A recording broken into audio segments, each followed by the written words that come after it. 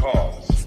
Dealing with the condition itself is not enough. Dear Mr. Massa, I'm just trying to mind my own business. What's the matter? It's just another day, another black king captured. I'm about to lose my brain, stuck inside this ghetto rapture. I got a lot of smoke. If you want it, you can have it. They want a hat trick, but this is black girl magic. Ain't talking about the kind that'll make you disappear, but I'm talking about the power of the melanin within. Ain't looking for trouble, but I'ma say this one time. I put two dukes up if you try to touch mine. We still want justice for Samir and Trayvon. You say you don't see color, but racism ain't blind. They targeting little kids whose skin look just like mine. So I'm paranoid, it's a war zone outside. And I'm a black queen, so if you ask me to step out of my car, you gon' have to snatch me. Cause I ain't going no damn well. Had to spend my whole life living unfair.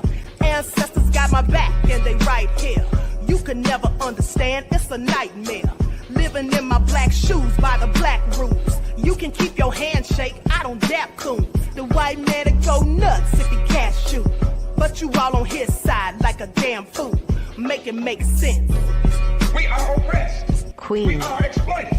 We are downtrodden. Make it make We are sense. denied not only civil rights, but even human rights. Ahmadiyyah. So the only way we're going to get some of this Ahmadiyyah. oppression and exploitation Queen. away from us or aside from us is come together Queens. against the common enemy. Who taught you to hate the texture of your Ahmadiyyah. hair? Who taught you to hate the color of your skin? Ahmadiyyah. Parents, pay attention to the books, the school system, even to your little children. Lies mixed with wisdom. His skin too bright, so he was blind to the prison. My skin just right, so I collide with division. You trying to pray to God, but we tired of religion. No savior saving, we got to save our savings. We used to pay miss, how we gon' make the slave rich? But who's to blame, and tell me why you complaining? We need a team effort just to rule the nation. Like a bad relationship, missing communication. We missing moderation. They trying to get a poison to my population. No reparations. I'm getting tired of Satan. We are oppressed. I'm Queen. getting tired of waiting. We are downtrodden. Queen. We are denied not only civil rights, but even human rights. Ahmadiyyah. We're going to get some of this Ahmadiyyah. oppression and exploitation. All right, Grand Rising, everyone. Thanks for tuning back in once again to the original Queen Ahmadiyyah Shakur show. I'm your host, Queen Ahmadiyyah Shakur, and this is your morning wake-up call. So as you're coming in, please feel free to go ahead and subscribe to the channel if you haven't done so already. Be sure to click that notification bell and click the word all so you're notified each time the Queen Goddess goes live. Okay, don't forget to like and share, subscribe, and also don't forget to double check and make sure you're still subscribed to the channel. All right. Hello, Tenny Shree. Just anticipate. Heidi is here. Trisha. All right. Let's get into it. Claudette. Nessie X is here. Love Christy. Danielle. All right. Let's get it popping. Okay. I'm sorry. I'm preoccupied. Hold on. Okay. Hey, Pretty Wings. Ashgan is in the virtual building. Okay. Terry Hidden, Reggie is here. Okay, so let's get ready to get into it. The infamous Marty Mar is here. Andrea, Millicent, Chili Willy from Philly. All right, Lillian X, I see you, beloved. We the people. Okay, so shout out to all of my loyal royals and everyone tuned into the Queen. I see you, 504 Nola. And a big shout out to my moderators because y'all know they be putting in work. Okay, T. Randall and Bronze Flat Power God, welcome to the chat. Now, with that all being said, let's have a brief word from my sponsor before we get into it. Likes up, everyone, please like and share. Thank you in advance. Do not buy 12 Tribes on Earth hair growth oil and hair magic elixir unless you want super healthy, gorgeous hair that grows. They have a whole line of amazing hair growth products, including hair growth leave-in conditioner spray, hair growth shampoo, hair growth spray, and hair growth butter. I'm starting to sense a theme here. They include quality natural ingredients. They smell amazing, and you can see the results for yourself. So if you're looking for healthy hair growth for your natural or relaxed hair, try 12 Tribes on Earth today.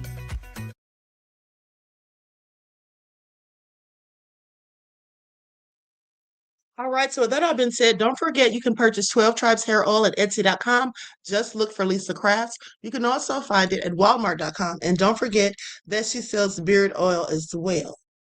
Okay, so now with that all being said, let's get ready to get into it. Let's go to this first war update. that was posted about 6 hours ago. They say Is Not Real's Iron Dome erupts in flames after deadly Hezbollah attack. Chilling footage. Well, let's get into it because I haven't watched this, but let's see what's going on here.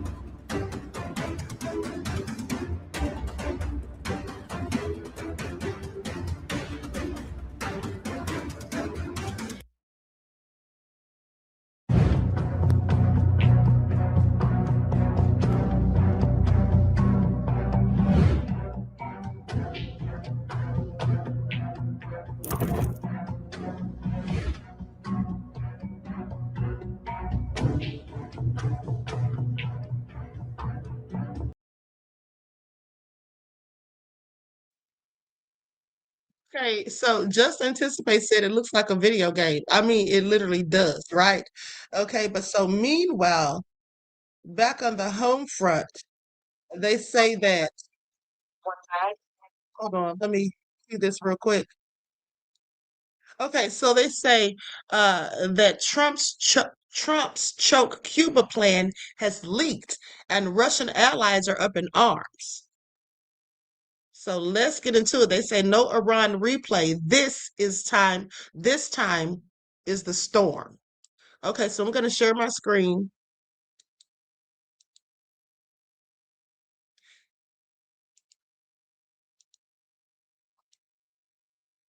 Officials are bracing for a total systemic collapse of Cuba's totalitarian government as early as this summer, and they have already wargamed the military responses to handle the fallout. According to a report from Axios, the White House has adopted a ruthless new geopolitical philosophy for the Caribbean, accelerationism. The goal? Systematically hasten the societal and economic implosion of the Cuban state. But this isn't a blunt, chaotic invasion. It is a slow-motion, highly calculated constriction designed to squeeze the life out of the regime in stages, leaving Havana with nowhere left to run. To bring Cuba to its knees, the administration first severed its umbilical cord. For years, Havana was kept afloat by free Venezuelan crude oil, courtesy of socialist leader Nicolás Maduro.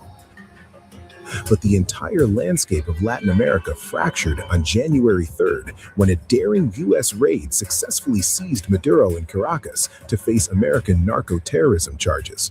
With Maduro gone and Washington orchestrating a transition in Venezuela, the free oil shipments vanished. Cuba was instantly plunged into its worst energy and economic crisis in modern history.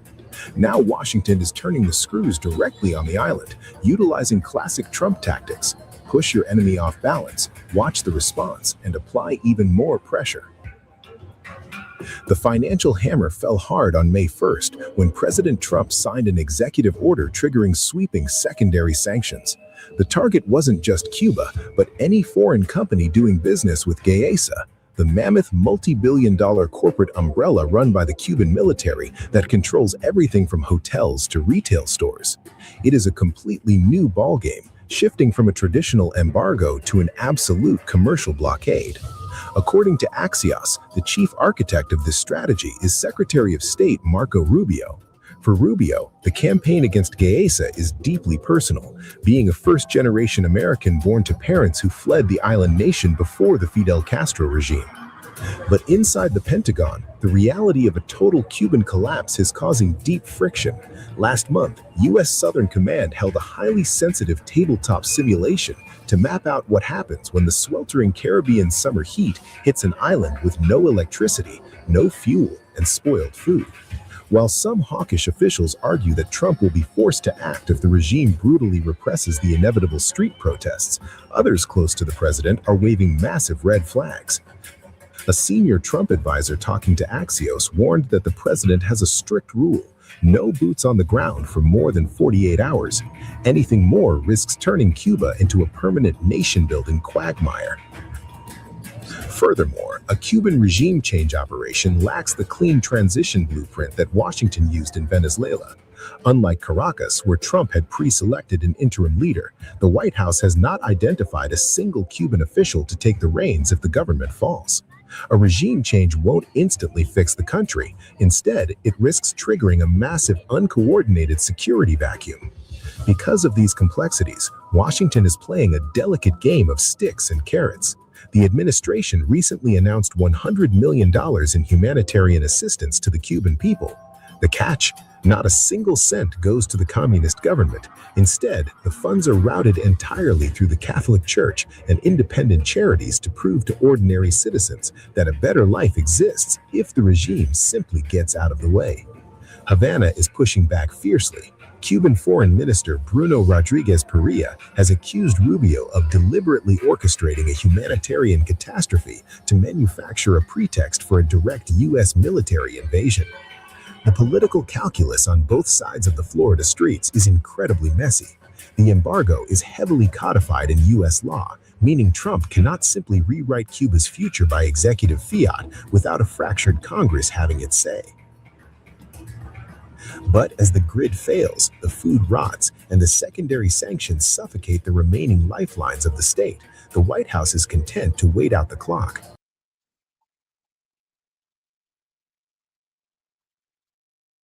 Okay, so this is just all really sad. And last night I was watching a video of an influencer who's in Cuba, and the water is off. They basically, when they go to the restroom or when they try to shower or whatever, they have buckets of water that they have to keep in the bathroom for them to use. Okay, there's no running water at this point. So, and there's trash piling up all over the streets, as I showed you all days ago. And then someone asked, why is Rubio allowing this to happen to his people? Well, because he simply doesn't care, beloved. And at the end of the day, he's Trump's lapdog, in my opinion. But also, Trump has promised him that he's going to allow him to run Cuba, I do believe. Okay, so Rubio is just selling out his people. He couldn't care less as long as he gets what he wants, which is to be elevated by Trump. Now, also in other news, US and Iran very close to a deal, but not there yet. This is what JD Vance says. I don't believe anything these people say because they'll tell us one thing and then it's always another. And it just really makes no sense. But let's go to this clip from the BBC, and I'm going to use an overlay because if memory serves me correct, they'll hit you with a copyright claim or something. I believe it's the BBC. So just in case. Likes up, everyone. Please like and share. Thank you in advance.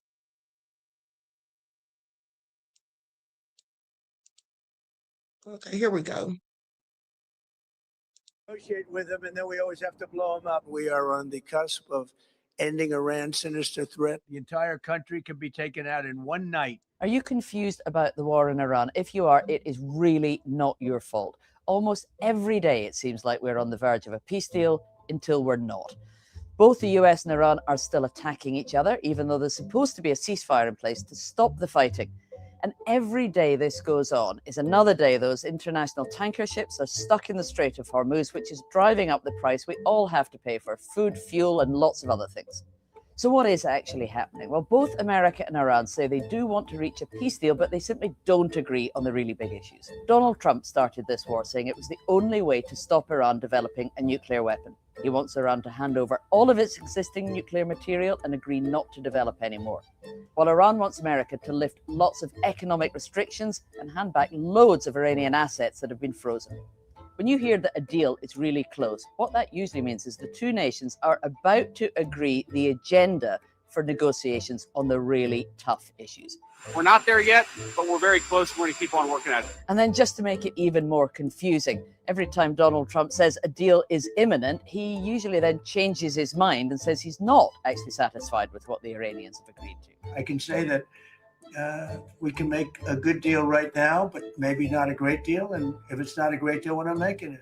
The main thing to remember is that if we do get an announcement that they have reached an agreement, that doesn't mean they have done a peace deal. It just means they're about to start the really serious negotiations to try and get to a peace deal.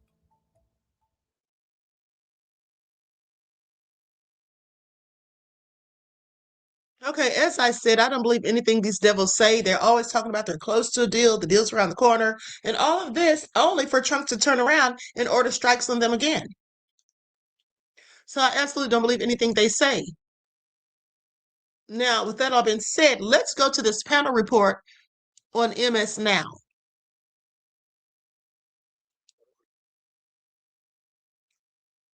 They say Joe Torch's new Iran deal, $300 billion slush fund for terrorists. Okay, let's get into it.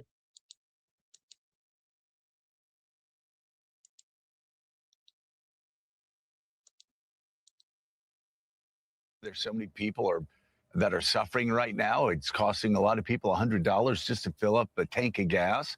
It's costing groceries, more fertilizer, more. This is pretty devastating economically. So we hope this works out. I've got to say, Jonathan, though, no other president would enter into a cease deal like this. This is so much weaker than what even Barack Obama was talking about. A deal that Donald Trump just has eviscerated for years, but they had, again, the top experts just hammering through the details of a nuclear deal for months, building up to it for years. And here, we're just sort of winging it and hoping that the Iranians are going to behave in good faith.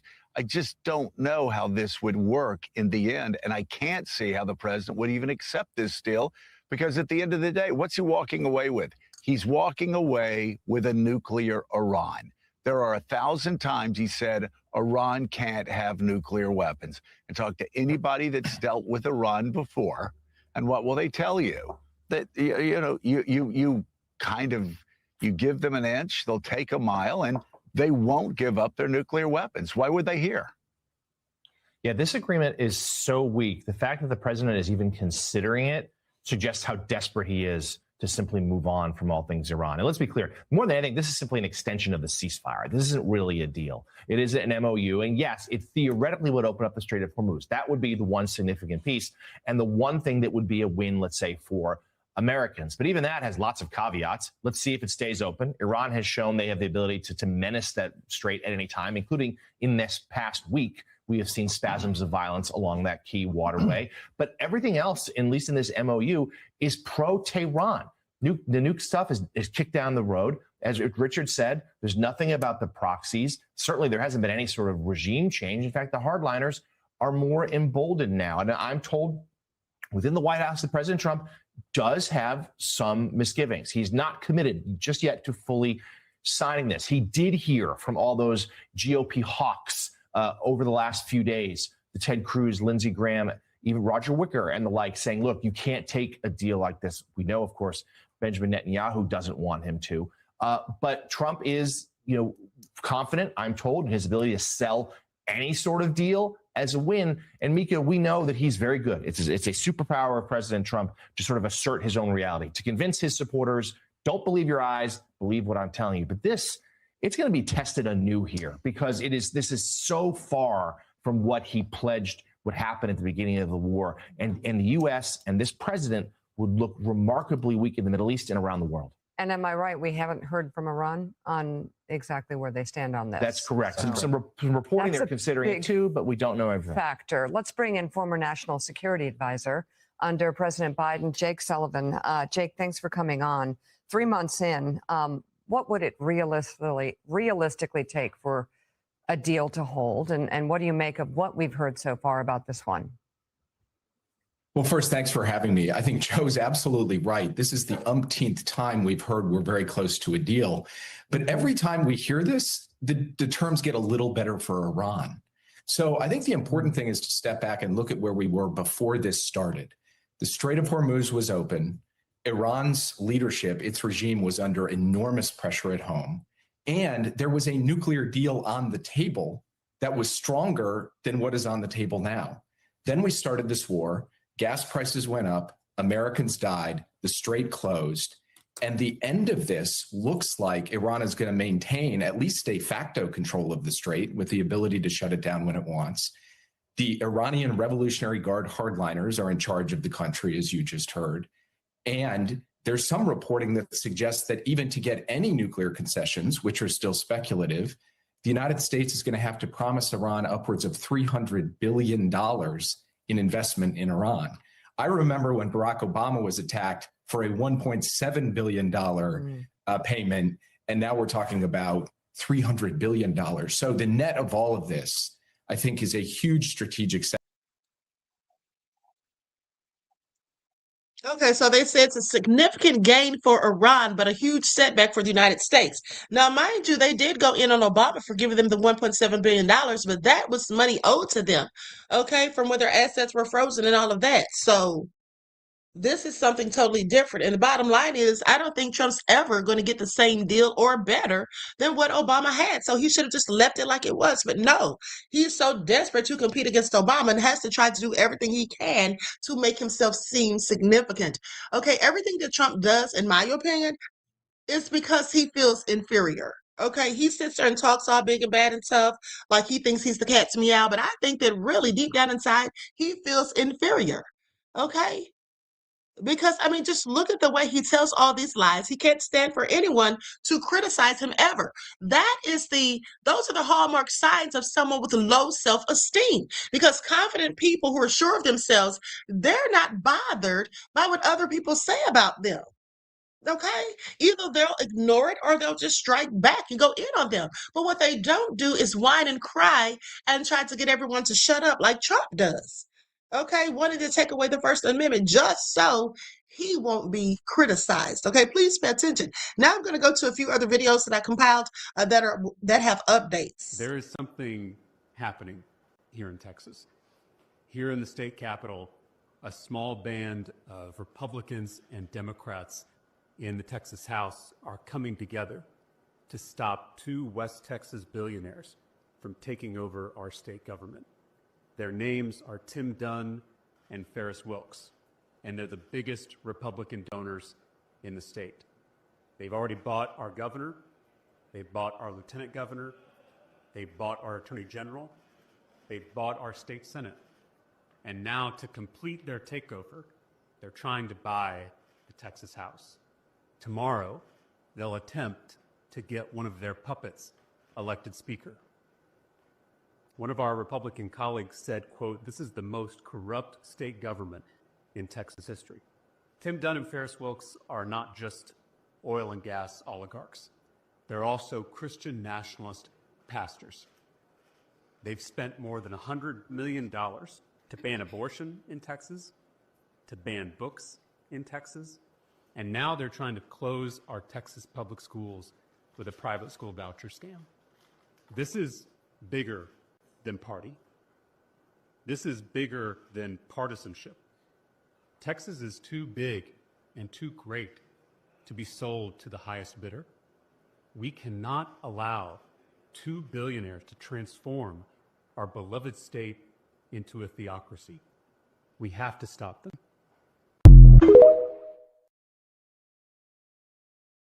Breaking news coming out of Oman, the USA, and Iran. Recently, President Trump threatened to blow Oman up if they didn't behave and cooperate with the United States when it came to the Strait of Hormuz, to which Oman responded. And they said, not only are we going to double down on our relationship with Iran, they said we are also going to increase trade and economic relations with Iran. Oman told President Trump, "We don't give a damn what you say." Iran also responded to this threat, and they said, "Oman, don't worry, we are with you." And to that, President Trump responded, "If you don't behave when it comes to the Strait of Hormuz, we are going to put sanctions on Oman. All right? If you guys don't let go of this role as one half of the management of the Strait of Hormuz. What do you guys think about this situation, y'all? I think Oman is standing strong and standing their ground, and Oman has told the madman in the Trump administration, we don't give a damn what you're talking about, and you're not gonna bully us. And to be honest, this is not only good for the Muslim countries, this is also good for the people of America, and I'm gonna tell y'all why. If Trump realizes that he doesn't have any more power and people are not scared of his threats, knowing that he doesn't have enough weapons to continue on this rampage, then after that, maybe he will return to America and focus on the people of America and truly put the citizens of America first. Instead of going around the world collecting enemies like Infinity Stones, he could just focus on making America a better place in a positive way, truly putting the people of America first by not focusing on what's going on outside of the house, right? Because this is what got Trump into this debacle in the first place, going and getting involved in affairs in the Middle East because one horrible third world blue and white country dragged him into it, right? If these Muslim countries, right, they start to stand up together and say, listen, we don't want problems, but you got to chill out. Like Oman is doing. Oman is the example. And if y'all remember what I told y'all like a month and a half ago, I told y'all Oman is going to emerge victorious as the leader of the Muslim world. And this is just more proof of that taking place, because do you think any of those other 6 Gulf countries would do something like what Oman is doing right now? I don't think so. Let me know what y'all think about this in the comment section. It is 9:14 p.m. May 28, 2026. Follow me for more updates, breaking news, think pieces, and beyond. 12,600 dead so far, 32,400 missing in Mexico. The storms, the hurricane, the flooding, a lot of displaced families, a lot of people missing, 32,400, and confirmed deaths, 12,600. Shows how bad the infrastructure is, that, you know, they knew it was coming. It wasn't like it was a surprise, but the devastation, we're going to be talking about it probably for a few days, because this just happened. And again, there's 32,400 missing that were washed away. If you saw any of the videos, and if you haven't, just go to the search bar and put Mexico flooding, and you'll see cars were being washed away, houses were being washed away. It was a sight. And again, they knew it was coming, but couldn't do anything about it because the infrastructure, a lot of the housing is real old. A lot of stuff just got washed away. It was way too much water coming, way too fast. And I mean, cars were going down the streets. That's how bad it was. Pray for Mexico.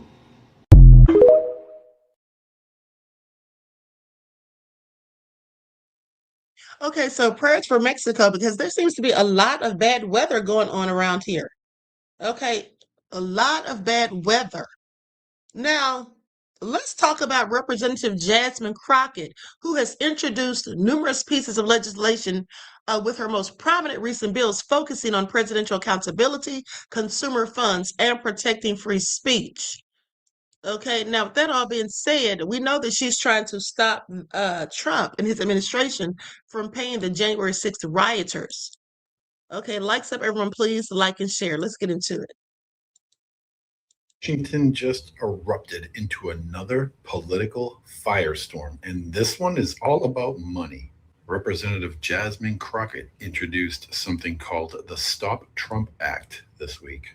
The bill would block taxpayer money from going to a sitting president, their political allies, or the January 6th defendants. It would also reportedly try to recover funds that have already been dispersed under the controversial new Justice Department program.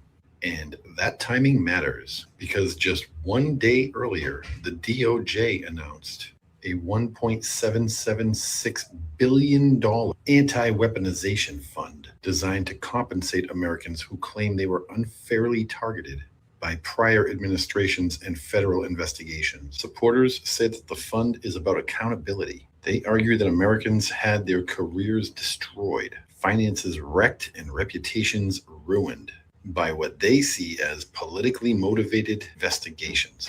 And many conservatives believe that Trump supporters were specifically targeted for years by federal agencies and prosecutors. But critics see something very different. They argue the fund essentially becomes a taxpayer reward system for Trump allies and the January 6th figures under the banner of government accountability. And that's why Crockett's bill is getting so much attention. Supporters of the Stop the Trump Act say taxpayer money should never be used to financially benefit a sitting president's political network.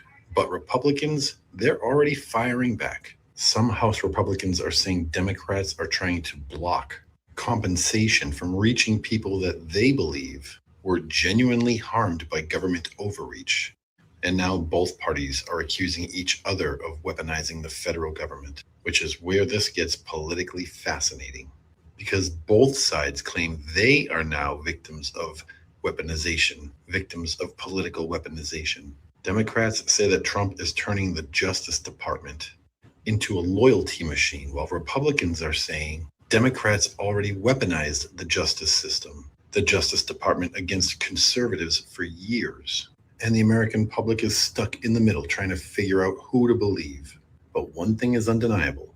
When Washington starts debating billion-dollar anti-weaponization funds tied directly to political movements, it tells you that the trust in the American system is collapsing fast.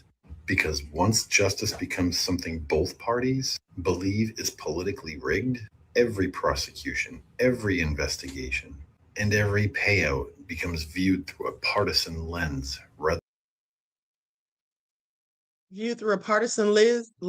rather than a legal one. Well, that absolutely sounds right to me. And here's the thing. It's interesting how the conservatives throw the rocks and hide their hands. They pretend that the left is doing the political violence and that, the left has been persecuting them and weaponizing the DOJ. When have they ever done that? And who did they prosecute when it wasn't called for, when the allegations weren't even substantiated? Okay, I don't recall anyone. This is absolutely what Trump and his nefarious minions are doing. But also, Governor Gavin Newsom has a trick up his sleeve for if they do happen to get that slush fund money. Let's get into it.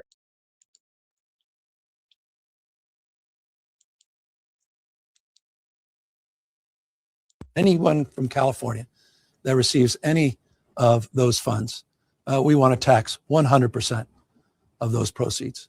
And that's an action the state of California can take. It's an action we look forward to taking. Anyone from California that receives any of those funds, we want to tax 100%. Now, do you know how sick they would be if they get that money only for it to be taken away from them? And they don't deserve it anyway. These people are whole criminals. And then afterwards, some of them, after the insurrection, when they were pardoned, some of them turned out to be whole PDF files, more than one. So I just find it interesting. But this, like I told you, this is the culture of America among specific people. Okay, but let's continue.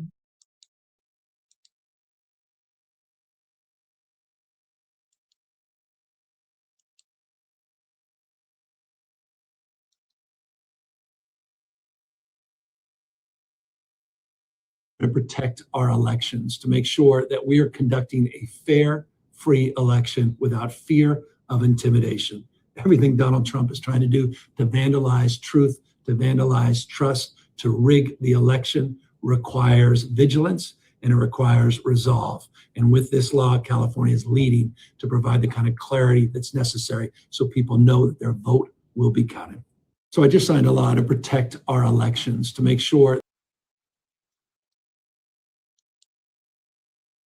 Well, I feel like all states need to do that, okay? Especially with what we see has been going on. Now, if you all remember on yesterday when I reported to you about the guy who said that the storm was coming and all of that, and that they were going to be going after Turkey. It's not real, that is. We're going after Turkey. And Egypt's next. Well, he is an It's Not Really American spy. His name is Jonathan Pollard. Okay, let's get into this report. Likes up, everyone, please. Don't forget to like and share.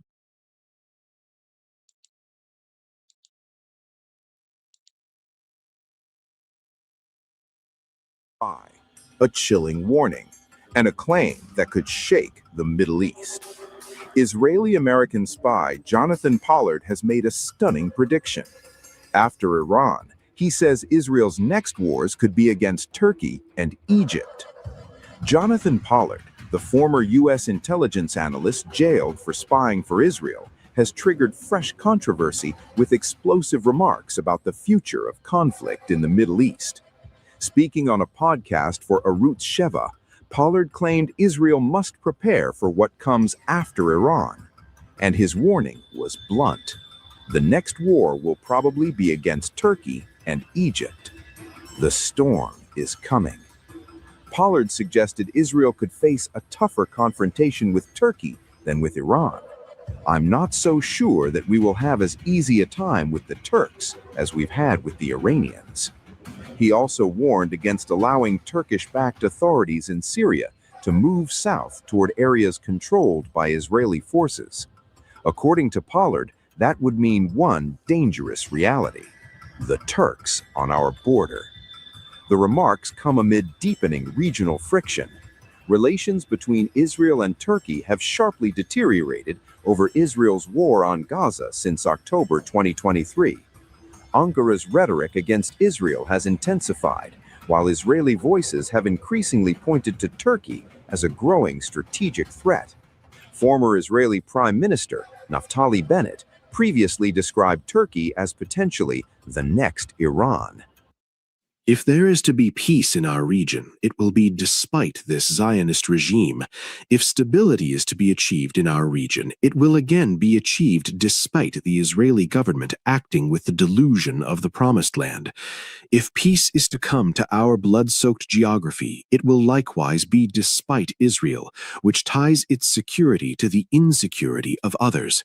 Because when even the slightest hope of peace appears, Israel will try every way to sabotage it, as it has done many times before against the front of humanity.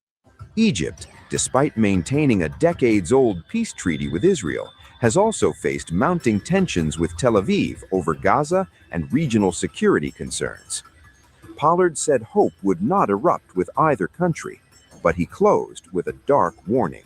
Hope was the last demon out of Pandora's box. Tensions in West Asia have reached yet another boiling point as a powerful statement from Iran's Islamic Revolution Guards Corps, the IRGC, has sent shockwaves across the region and beyond. In a strongly worded declaration, the IRGC has condemned recent Israeli airstrikes in Gaza, calling them not only an act of aggression, but part of what it describes as a long and violent campaign against Palestinian leadership and civilians. But it was the final message in the statement that drew the most attention and sparked immediate global concern. According to the IRGC, peace in West Asia as it exists today is impossible. Their words were unambiguous, uncompromising, and deeply confrontational. They warned that the region will not see stability or security unless, in their own words, the Israeli regime is completely removed.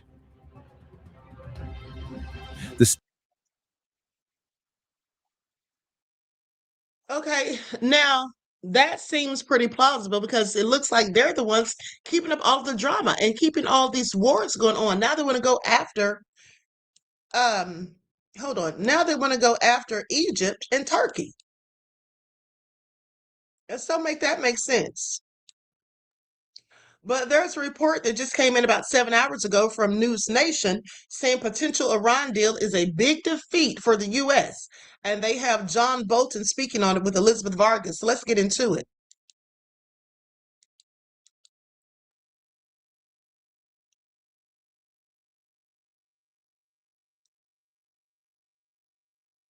Potential deal, this 60-day memo of understanding, the strait would reopen, U.S. would lift its blockade on Iranian ports, U.S. would lift sanctions to allow Iran to sell its oil, and Iran would commit not to pursue a nuclear weapon.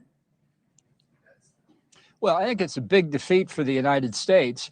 The reason Iran is willing to discuss anything is the military force of the United States. And under this deal, for 60 days, that will be suspended. What are all the forces in the region that we have going to do for 60 days?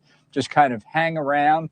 What Iran is counting on is that as this process drags out, as all the key issues are kicked down the road, that our forces will begin to melt away, and that they will be able to sell oil to replenish their assets, rebuild their military program, and take away the biggest threat to the regime that we have, which is the economic threat. I think this is a mistake. I think it is being undertaken not because of any strategic analysis of the importance to the United States. It's because of the administration's fear of high gasoline prices at the pump in the United States. That is what is driving us. Well, you're against the U.S. even negotiating with Iran to get a peace deal. Why shouldn't we negotiate? Why do you think war is the only option? I didn't say war is the only option. If you think the Iranians are going to live up to almost anything in this deal, including a serious discussion of eliminating their nuclear program, then there's really not much to say about it. I think this counts on the short attention span of the United States, and it will allow Iran to regroup during the 60-day period. It will dig out more of the buried missiles, missile launchers, drones, and other facilities. It will give them 60 more days to rebuild their drone and missile production facilities, 60 more days to work on their nuclear weapons program, 60 more days to rebuild the terrorist network, 60 more days to repress their own people. I think it's a significant setback. Iran is demanding, as you know, that $12 billion in frozen funds be returned as part of any peace deal in exchange for allowing tankers through the Strait of Hormuz. That's flat out extortion. Pay us and we'll reopen the strait. Yeah, well, you're in favor of agreeing to it, it seems, since you think the only alternative to agreeing to it is war. I'm not in favor of anything. I'm asking you what you think the president should do. I think he should end the ceasefire and return to hostilities. The regime in Iran was badly weakened by the U.S. and Israeli attacks, but not yet defeated. And what it's doing now is climbing out of the grave that we were digging for it and rebuilding itself. And it will come back to re-engage in all of the activities, starting with the nuclear program, continuing with their terrorist proxy network, and the repression of the Iranian people that we had set back. And the reason we're doing this is because of the effective stoppage of the export of oil from the Gulf, which we could alleviate if we were to use military force to open the Gulf Arab side to get that production out while keeping the blockade against Iran to continue economically squeezing them.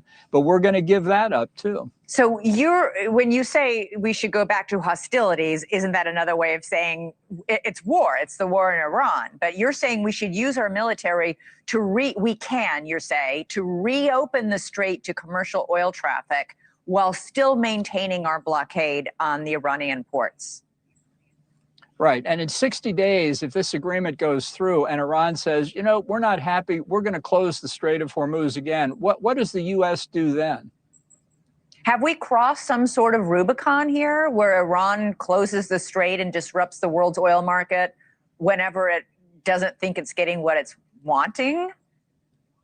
I think that's where we're headed. That's why the only way to restore deterrence against Iran or any other regime in the region is to say, if somebody tries to close the Strait of Hormuz, to violate the fundamental principle of freedom of the seas, we will open it again. And if that were made clear, then I don't think there'd be nearly as much danger that Iran or anybody else would try and close the strait in the future. Listen, this guy sounds ridiculous to me, okay? Hermina says projecting onto the Iranians their sadistic behaviors. Exactly. First of all, what is she talking about? Extortion. Okay, what is she talking about extortion? Trump, if that's the case, Trump does that every day, in my opinion. Okay, isn't he always extorting somebody? He literally tried to extort the IRS. Okay, so please. And also, for him to be sitting there talking about Iran as a terrorist regime, what does he think the United States is at this point? Okay, I'm sorry. It seems like we're the terrorists too. And then, not to mention the fact that Trump is not to be trusted. Okay, he started this war. Why does this man sit up here and act as though Iran are the bad guys? Like they're the ones doing the wrong. They're doing something to us. At the end of the day, we have to look at ourselves because Trump absolutely started this and we all know he did. And I don't think there's going to be a peace plan anytime soon because as soon as there's one or even close to one, seems like a possibility of one, then Trump he backpedals. And that's all thanks to Satan Yahoo because he does not want a deal. He wants more war. Now you want to go after Turkey and Egypt? Like, make that make sense. But anyway, it looks like the UN's not stepping in to do anything. Congress isn't stepping in to do anything. So I guess it's just going to continue to go. And prices are going to get higher and higher. And then this guy sitting up here with his stupid self talking about, the deal is not a good one or whatever. And he basically seems like he wants this to keep going on and on. Not caring about the Americans who are struggling and all the things that we're going through, not caring because he's probably rich. Okay, so this doesn't bother him. It's not going to impact his pockets 9 times out of 10. Okay, so anyway, it's just so annoying at this point. Now, let's go to this implosion. Okay, the community mourns the Longview chemical implosion victims. This is all sad. They have found a few more bodies. But also, there was a gas leak in Texas that caused an explosion as well. So let's get into it. What is really going on? It looks like America has the most problems right now. And is this our karma for the things that Trump is doing to Cuba and others? I find it all interesting because this country is going to fall sooner than later, and Trump is going to help us to get there a whole lot quicker, in my opinion. And this morning on your Friday, the search resumes for victims of that deadly chemical tank implosion at a mill in Longview. The bodies of 6 men have been recovered so far. In all, 11 people are confirmed or presumed dead. 3 of those employees are still unaccounted for. Authorities are calling this the deadliest industrial accident in modern state history. King 5 has confirmed the identities of 4 of the victims: Gilbert Bernal, Braden Finkus, John Forsberg, and Jared Amons. Today, you'll hear stories from their families and friends who are dealing with the unthinkable loss. Meticulous recovery efforts are still underway at the site this morning. Farah Jadran live in Longview. Farah, as the search now stretches into day 4, what can we expect here in the coming hours? Well, the aftermath of this explosion is complex. It's going to be a slow process, and crews will be back out here again today navigating certain areas of the Nippon Dynaway facility. And the fire department says this takes a lot of people, and they can only make so many entries to certain areas at a time due to hazardous materials. The scene is very complex. It still continues to be a highly complex industrial hazard. We are continuously locking out, tagging out, and isolating hazardous conditions for us as we make entries in and recover victims. Now, the battalion chief says he's confident in the search as it continues and notes they've made good advancements so far. As we mentioned, 3 people are still missing and presumed dead. We are expecting another update on these search efforts later today. Stay with King 5 for those updates. Live in Longview, Farah Jadran, King 5 News. Thank you, Farah. And we are learning more about the people killed in the implosion. King 5 Savannah Welch is live in studio this morning. Savannah, you were in Longview all week talking to people there in that community. What can we expect here today on that front? Yeah, Jake, this week has been filled with heartbreak and uncertainty for many families, but they also say that amongst all of this, looking at this, they say the recovery effort is really helping bring some measure of closure here. That includes the family and friends of 37-year-old Braden Finkus. He's one of the workers killed in the implosion. Friends and family describe Finkus as selfless, the kind of person who was always ready to help a friend or a neighbor. The mill electrician was known for his sense of humor. He and his girlfriend, Caitlin, had been together for 14 years, and loved ones say the couple had plans to get married. Braden's friends say he had been looking forward to a trip to Italy with his wife for months. They were supposed to leave in just 2 weeks. We're sad to see that their life has really been torn apart. They were just planning a trip to Italy in 2 weeks. He had a lot of surprises coming up for her that he had talked to us about, and we're sad that he's just not here. Now, many families have been raising concerns about the conditions at the mill. In our next half hour, one of the victims who died had previously talked about dangerous conditions working there. You'll hear from his family's attorney about those claims. In the King 5 studio, Savannah Welch, King 5 News. Okay, they're absolutely about to get sued. Okay, because I believe absolutely that this whole tragedy could have been prevented, and it's just a darn shame that people have lost their lives. Now, that all been said, there was a powerful gas explosion in a Dallas apartment that killed 3 people.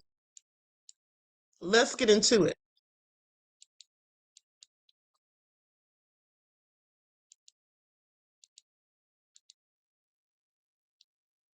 After a deadly blast demolished this Dallas apartment building. Oh my God! The casualties rising overnight. 3 people were killed, including a child, according to authorities. People across Dallas shocked as the massive smoke cloud rose above the city. I want to encourage our entire city, the entire state, the entire nation to come together and pray for all the people. Officials tell us they believe a contractor was working at the building and struck a gas line, triggering the violent blast.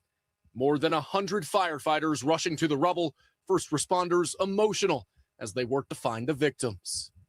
There are a number of things that we are before we are first responders, and that is,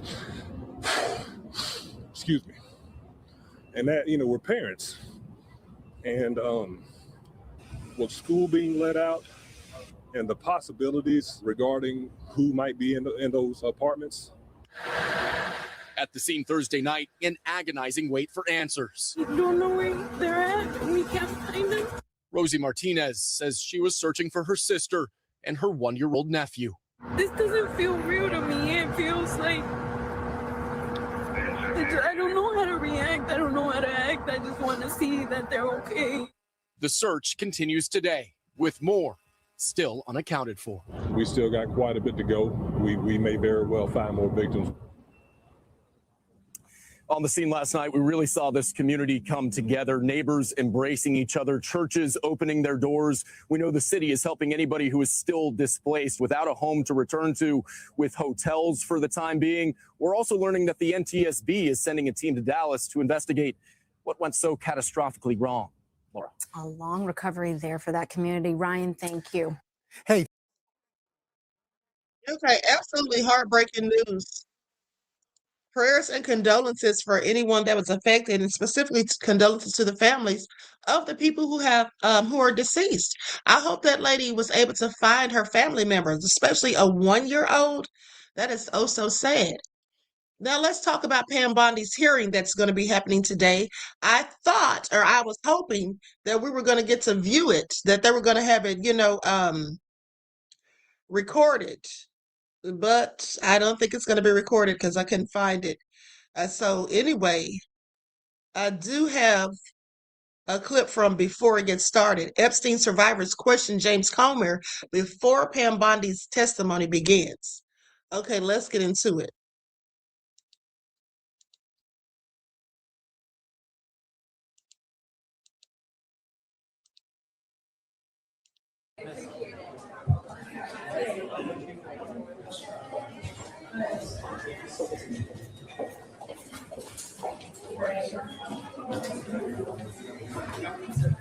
Hello, I want to thank everyone for being here today. This will be our 13th interview thus far in the Epstein investigation.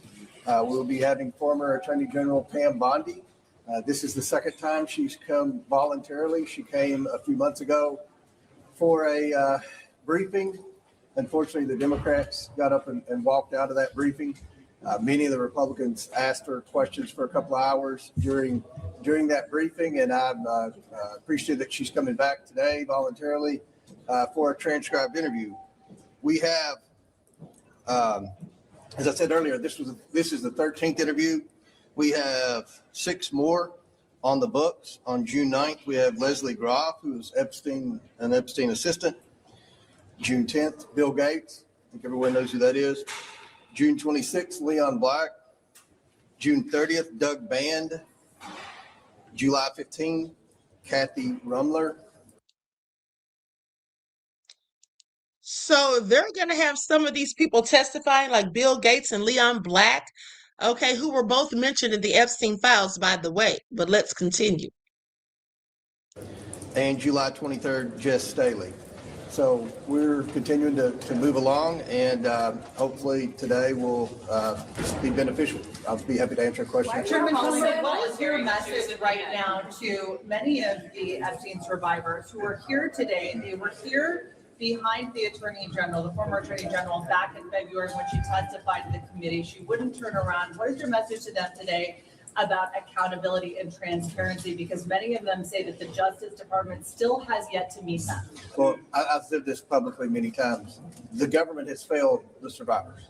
There's no question about that. And that dates back 5 presidential administrations. We're taking this investigation seriously. The last interview we had, deposition, we had some names mentioned for the first time. So we're proceeding with that. We want to get the truth to the American people. We want to try to provide justice for the survivors. And again, this case hasn't been thoroughly investigated. I think that's one thing that we all can see. When I subpoenaed the estate, I believe with all my heart, some of the estate documents that we made public, we made 100% of the estate documents public. I believe that there were many in the Department of Justice had never seen many of those documents that were in the estate. And I believe that people that had been looking at the estate had never seen any of the documents that the Department of Justice had. I believe there are documents that New Mexico officials had never seen that were in the Southern District of New York. I believe there were documents that were in Palm Beach that they had never seen in New York. So what we're trying to do is just connect all the dots and see if there is a way to hold people accountable. Remember, many of these crimes happened 20 plus years ago. We're going to do everything in our ability to hold people accountable and try to understand how the government failed. But they did. They failed. Yeah, they absolutely did fail. Okay. In 20 years, no one's been prosecuted other than Epstein and Ghislaine Maxwell. Well, Epstein died or escaped, one of the two, before he was prosecuted. So there's that. But they know darn well there are more people involved in this. Like, it's just really so obtuse for them to try to make us think that there's no co-conspirators. Who was giving Jeffrey Epstein the money? Okay. Who was paying him for these children? Somebody was. Now, Ashley St. Clair, if you remember, this is the wanton supremacist Stephen Miller. This is his the mother of one of his children. Okay, so I'm sorry. She is the mother of one of Elon Musk's children. But she's talking in this clip about Stephen Miller. She said Stephen Miller would call her all the time. And she exposes some of his text messages and all of that. And I'm just wondering, why is Stephen Miller calling Elon Musk baby mom? Okay, I have several questions. All right, calling her all the time is what she said. Now let's get into it. Likes up, everyone. Please don't forget to like and share. Thank you in advance. Racist is the movement. It's pretty racist. That's what I mean. I think it's just, would you say that's at the epicenter of it? You know, I have texts from Stephen Miller where he's like, we need white boy What? November. Oh, yeah. You have texts from I forgot to put my overlay. Hold on just a second, beloveds. Stephen Miller? He used to text me every day during the election. He's How tall like, is share he? this. Every time I've seen him, he's sitting down at the board with a drink. So don't know. But what would he text you? We need what? White boy November. He's like, we need the white boys. This is going to be white boy November. Like, he's just a loser. And so, like, he's begging me for retweets. He's like, we need to get the Wait, men hold to on. vote. So that guy is reaching out to you to Oh reach. yeah, I think they're just hateful racists. Like, I think, like, no, I think that what bonds them together is hate, and that they weren't cool in high school. Like, they're really these people are so deeply insecure.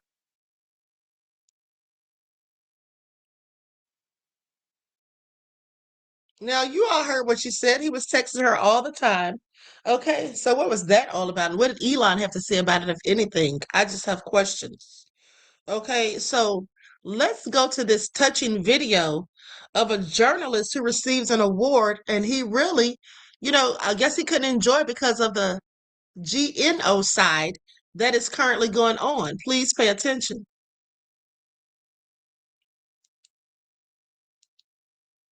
Something to say. The irony of accepting an award for covering a genocide from the very country, or in the very country that enables that genocide to have happened and continued, should not be lost here. I want to dedicate this to the 11, thank you, Al Jazeera journalists, the 11 colleagues who have been killed by Israel since October 7th in Gaza, and to their 270 colleagues, journalists, who have been killed in Gaza since October 7th. I want to acknowledge the dozens of doctors who have given up rich, successful lives here to risk everything and go to Gaza and try to help, and to realize that maybe the broadsword of the truth and bearing witness is stronger than the scalpel that they bring to the battlefield. And they came back and they bore witness in this peace, and because of them, the 4-year-old little girl, Mira, who had a bullet lodged in her brain in our film, is today in Mexico City receiving help with her mother, Isra, who lost her leg while we were filming this. These are dark days for journalism. We're either collapsing under the financial pressures, or we're being bought by oligarchic forces that are co-opting the message. But I have to tell you, I have to implore you to keep up the good fight for the truth, the good fight for humanity, because there is no free people without a free press. So keep up the good fight. Thank you.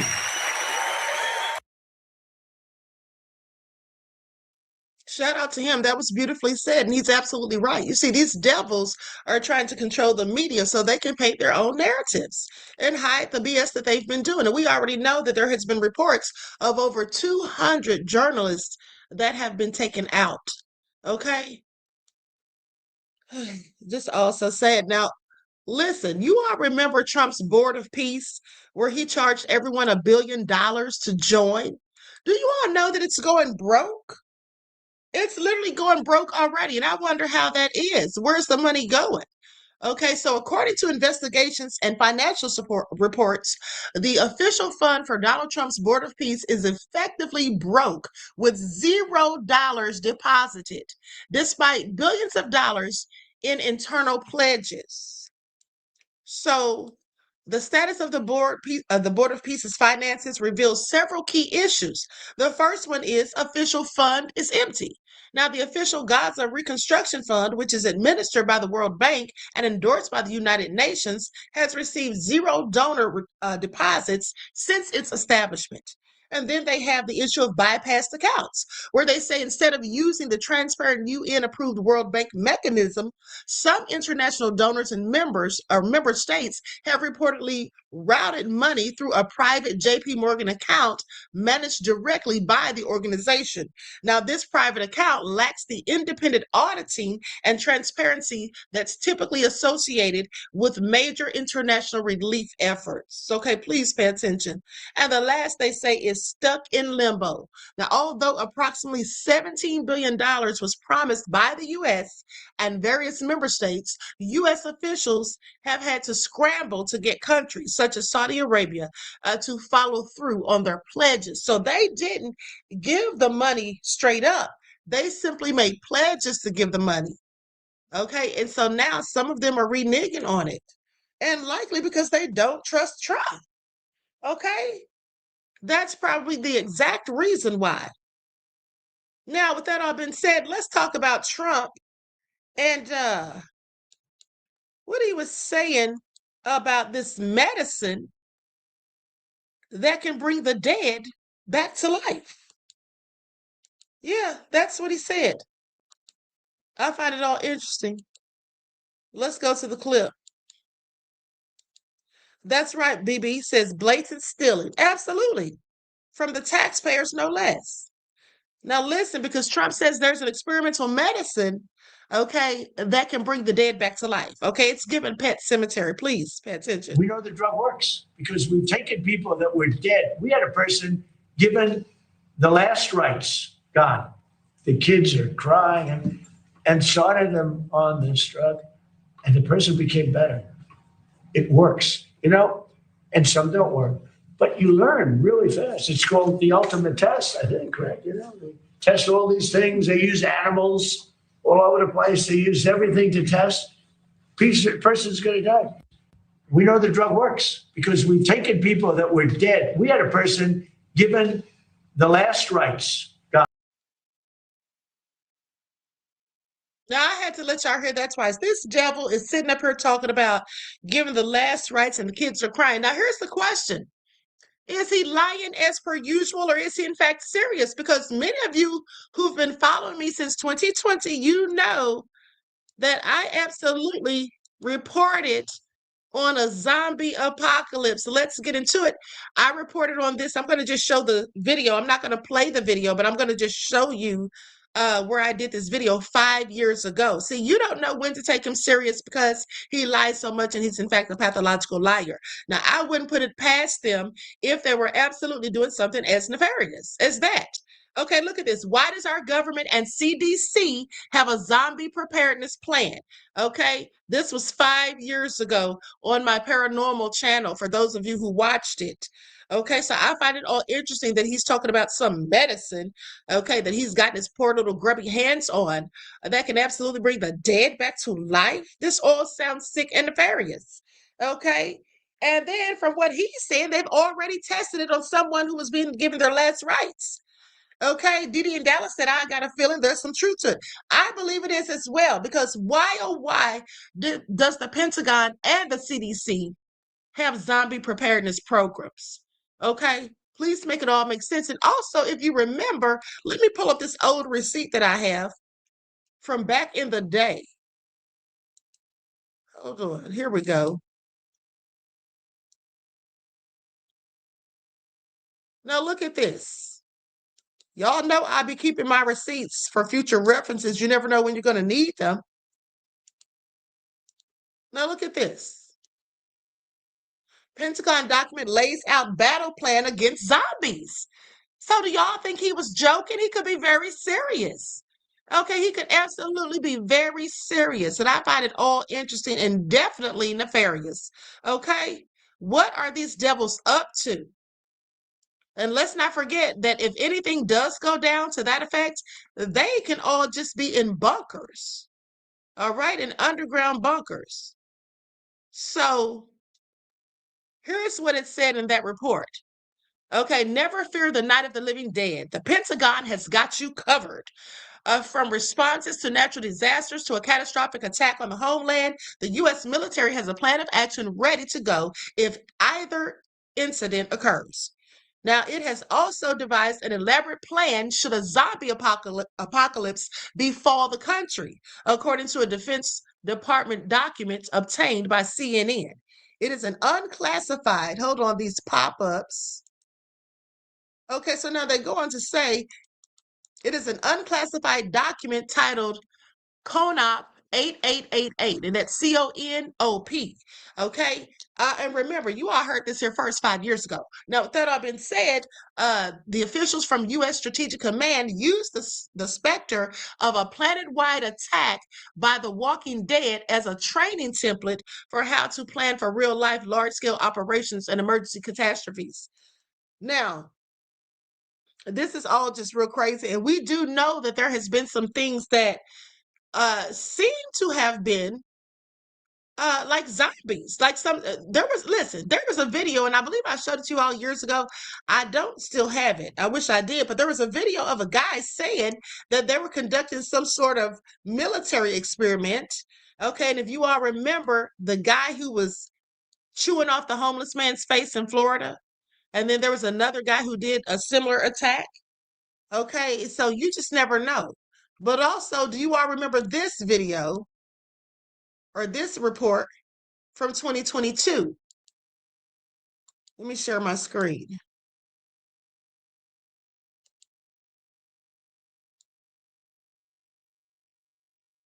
Hold on, these pop-ups are so nefarious. You see that?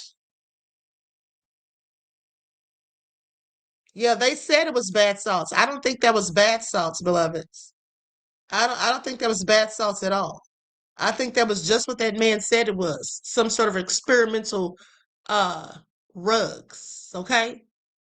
Scientists warn long frozen zombie virus and public health threat, okay, amid thaw. So they were thawing this thing out. Now, when they thawed it out, what did they do with it? Did they save it and preserve it, or did they just get rid of it and dispose of it? Who knows? Because the devil are always busy, okay? You just never know what they're up to. So this was, they said French scientists have sparked fears of yet another pandemic after reviving a zombie virus that had been trapped under a frozen lake in Russia for a record of 50,000 years.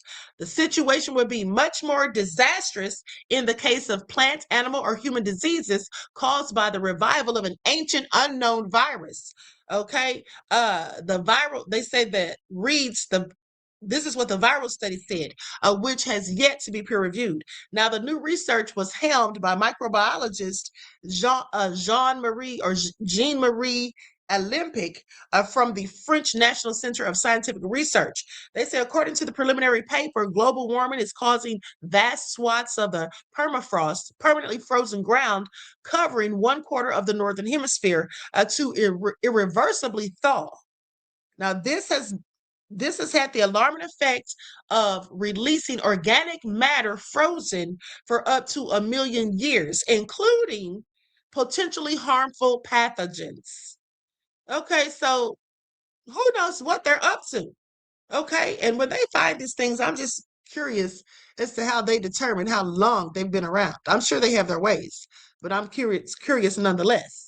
But what it all made me think about was in Thessalonians, 2 Thessalonians 8:10, verses 8 through 10, it says, and then the lawless one will be revealed, whom the Lord Jesus will overthrow with the breath of his mouth and destroy by the splendor of his coming. The coming of the lawless one will be in accordance with how Satan works.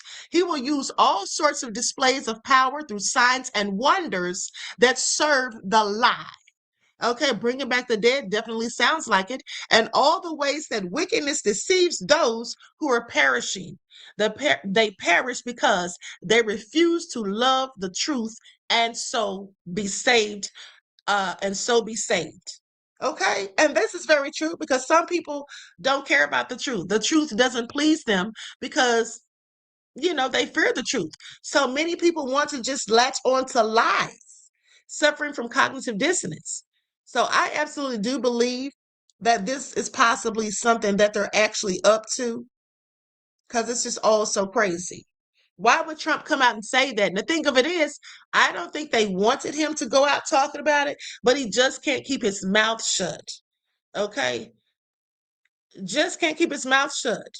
All right, so now I'm going to go to this video. And here's the thing, like I told you all, if there was a virus that would become unthawed or any type of medicine that would turn people into zombies, now, first of all, he said they experimented, right? How long did they experiment with this? How many times has it been tested? And what is the length of time that they, reviewed this? I just have questions because he really didn't elaborate. So, like I said, I put nothing past them at all. Trump's trying to play God, and so are these tech billionaires, okay, who want to keep us all under their feet, under their heel, and they are just doing all sorts of nefarious things. Listen, I have a live that I'm going to do later. It is probably going to blow your mind, okay? It is probably going to blow your mind. Now, with that all being said, Let's talk about, and listen, you guys, I am so sleepy. Okay, I may have a brain fart or two, but I am so sleepy. My eyes hurt. Okay, I was literally up all last night. Okay, I was up all last night. So something happened. So anyway, I didn't get any rest. But anyway, now listen to this. U.S. Representative Mike Bost delivered a fiery speech criticizing political leadership in Washington, accusing Congress of dysfunction, political games, and entrenched interests that he says are hurting everyday Americans. Now, the remarks also included comments directed at Senate leadership, including John Thune, as tensions inside U.S. politics continue to escalate. Now, the clip is now spreading widely online, with many viewers debating whether his frustration reflects what Americans have been feeling for years about Washington politics. Okay, so I'll let you all be the judge, and you can just tell me what you think, because he literally crashed out. Okay, here we go. Like, separate, and please don't forget to like and share. Thank you in advance.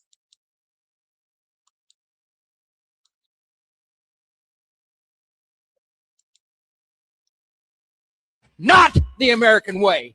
These damn bills that come out here all the damn time come out here in the last second, and I gotta try to figure out how to vote for my people. How ashamed of you should be. You should be ashamed of yourselves. I'm sick of it. Every year we give power to one person. It was not made that way in the Constitution. He was around when it was written. Now we pass rules that stop each one of us. Enough! I feel like somebody trying to be released from Egypt. Let my people go! My God, they sent me here to vote for them. They sent me here to vote for them, to argue for them. But I'm trapped.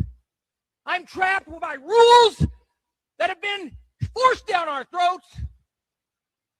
Vote and not. Okay, I feel his pain, honey. I absolutely feel his pain. The poor thing, he is literally upset. Okay, and if you ask me, we should all be equally as upset. We should all be as outraged, okay? Because it's like we're in a fight, but we have our hands tied behind our backs. All right, because they're just wielding all the power. And like I said, they have a madman at the wheel, and no one's doing anything to stop them. Diddy and Dallas said, Queen, just fight through it. Ella, joking, get some rest. Oh, honey, I need to take me a serious nap after this. I am so tired. Like I'm telling you, I can barely hold my eyes open, you all.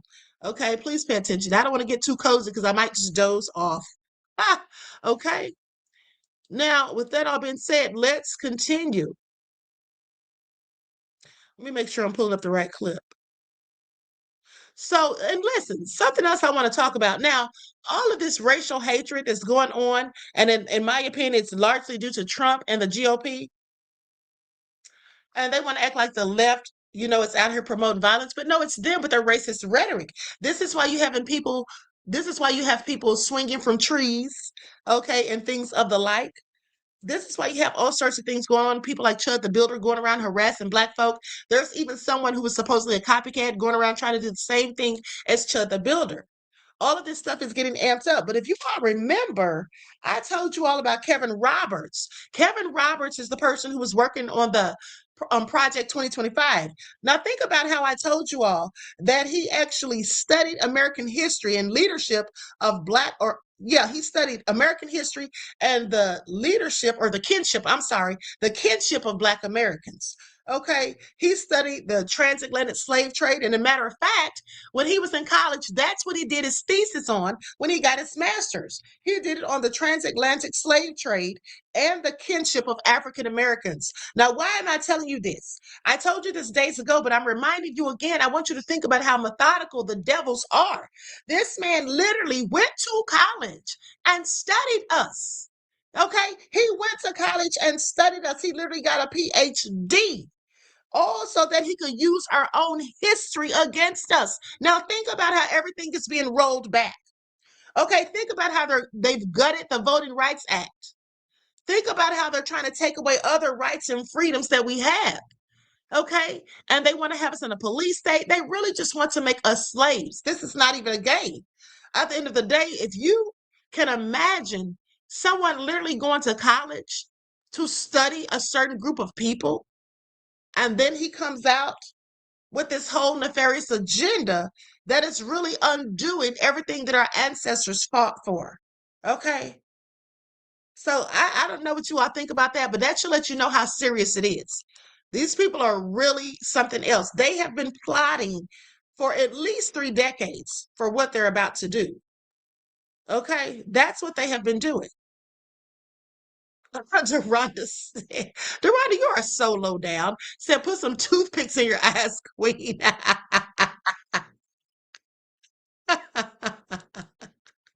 So low down, okay? Ashkan said, instead of coming up with something of his own. Absolutely, but beloved, that's what they never do. Okay? That's what they never do. They always want to do whatever we're doing or study us or steal from us. Quiet Storm says, did you hear about Peter Thiel fleeing to Argentina because he's afraid of what's happening to America? Yes, I think I mentioned that yesterday, beloved. I find it very interesting, but I hope that he does leave and go there. You know, a lot of his people are there because they have left is not real because of all of the warring that's going on. Okay. And then, mind you, the reason I hope that he's going there and I hope he doesn't ever come back to the U.S. is because he's the one that owns Palantir, who wants to have 24-hour surveillance on the American citizens. Okay. He's the one with that bullshit to have drones follow us and all sorts of nefariousness. I absolutely hope he leaves. Okay. Now, and here's the thing, too. Remember what I told you all how Trump was sending people to live in countries or sending people to prison in countries that they didn't even come from. I told you all that that could include Black people. Okay, he literally was talking about people that are already in jail, criminals, sending them to foreign countries. And then the next thing you know, it won't just be for criminals. Okay, please pay attention. Witnessing the death of America. Not from an outside force, but from a low-level con man, a pathological liar, a convicted felon, an adjudicated rapist that also inherited $400 million at birth and still managed to go bankrupt 6 times. Yet he's convinced millions of Americans that he's their savior, that he's this great deal maker, that he's this great leader.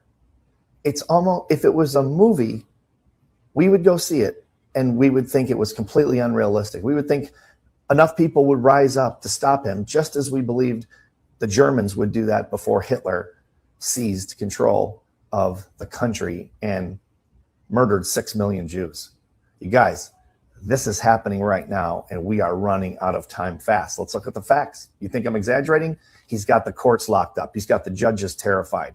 He's got the media terrified. He's suing 60 Minutes right now. That's going to set a precedent if he wins to shut down the media. You won't have objective media anymore. Look what he's done with some of the people in the media. Joe Scarborough went down and kissed the ring for Trump because he's terrified. And Bill Maher just did it last week. He went to dinner with Donald Trump and talked about how great of a guy he was and how nice he was at dinner.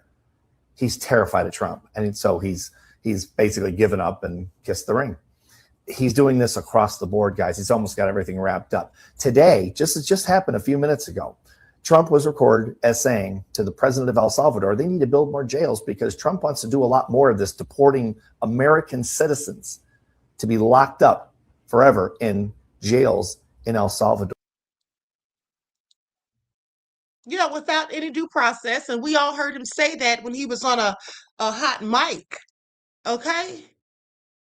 But we're worried about the Democrats. We absolutely should be worried about Trump and the GOP. We have to get them out of power. If we don't, I promise you, we are all doomed. Okay, whatever the Democrats have done, this is nothing. Okay, it's going to be nothing compared to this. It will absolutely pale in comparison. Okay, please pay attention. Now, with that all been said, Dr. Oz comes out talking about healthcare fraud. And he says they know we're coming. Let's get into it.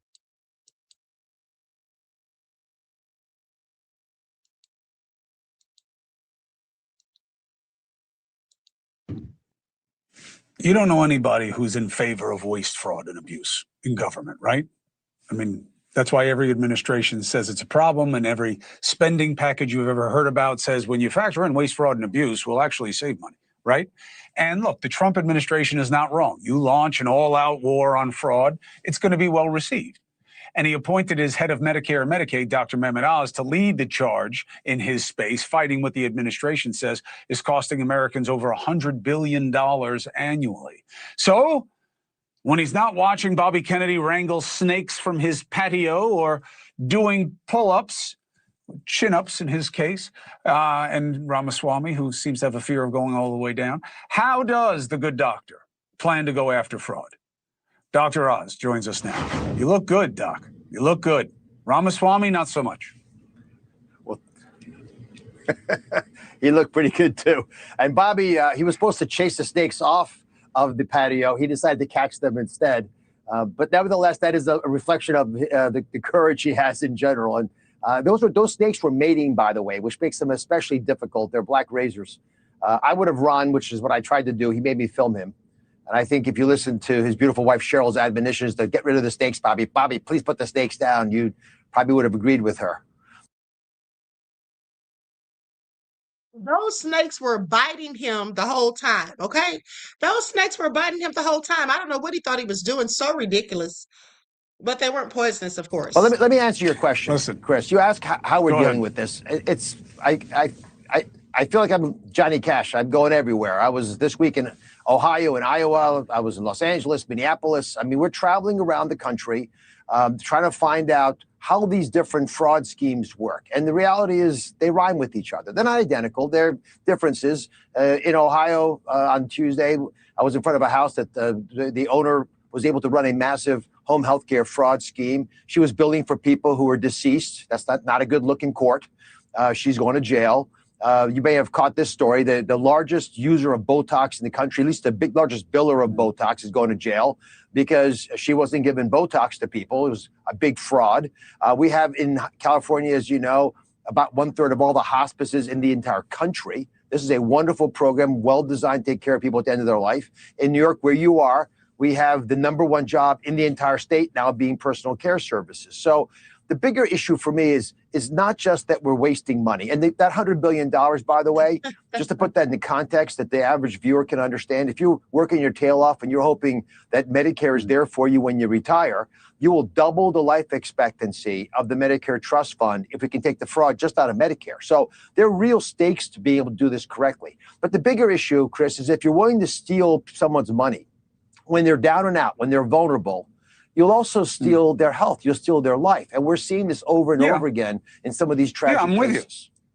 I'm with you. Nobody's against it. I just wish that you'd go to the head of the snake and take on the healthcare companies and their vertical integrations where they seize all of the different layers of profit making. And then, of course, that price structure gets passed over into what you have to deal with Medicaid and Medicare. I mean, that's the head of the snake. Waste, fraud, and abuse is a real thing.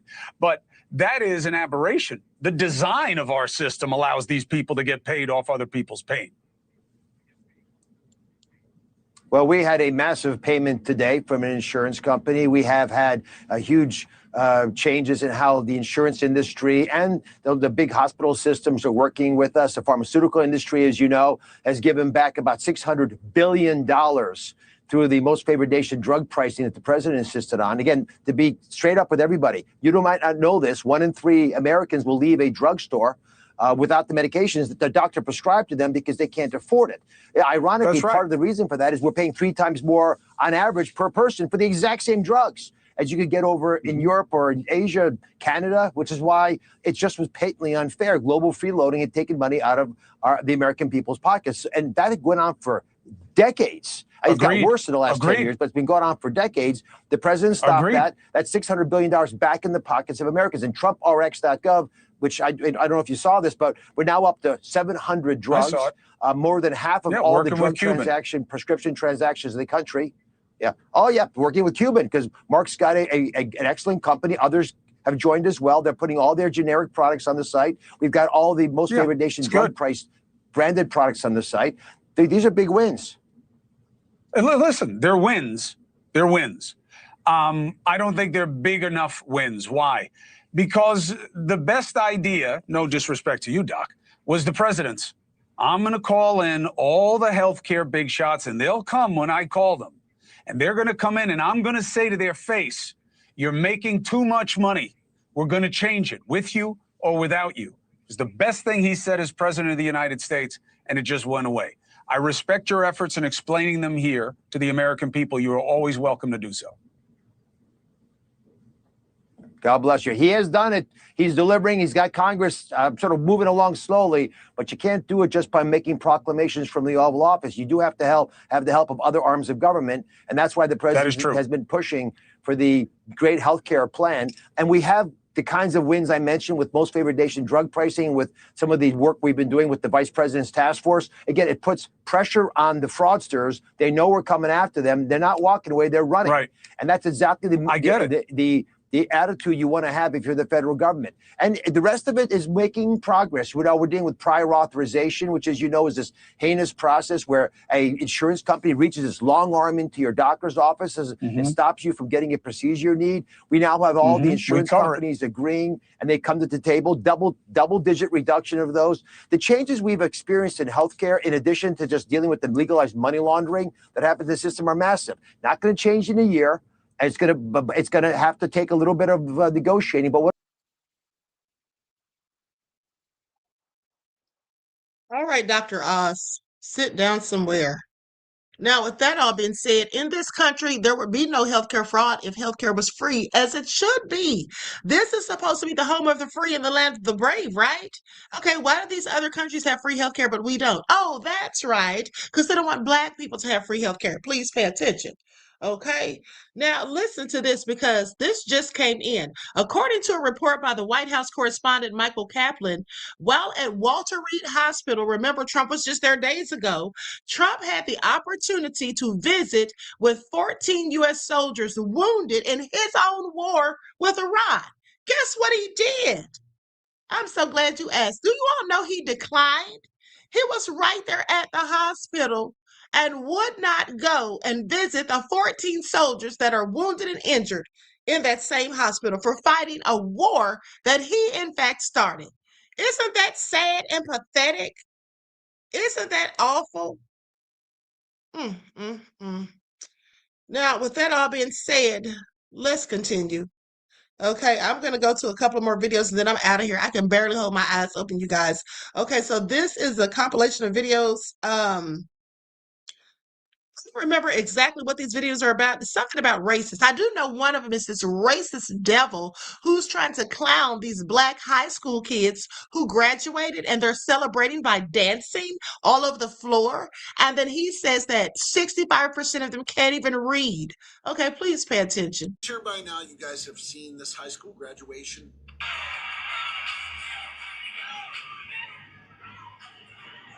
65% of them can't read.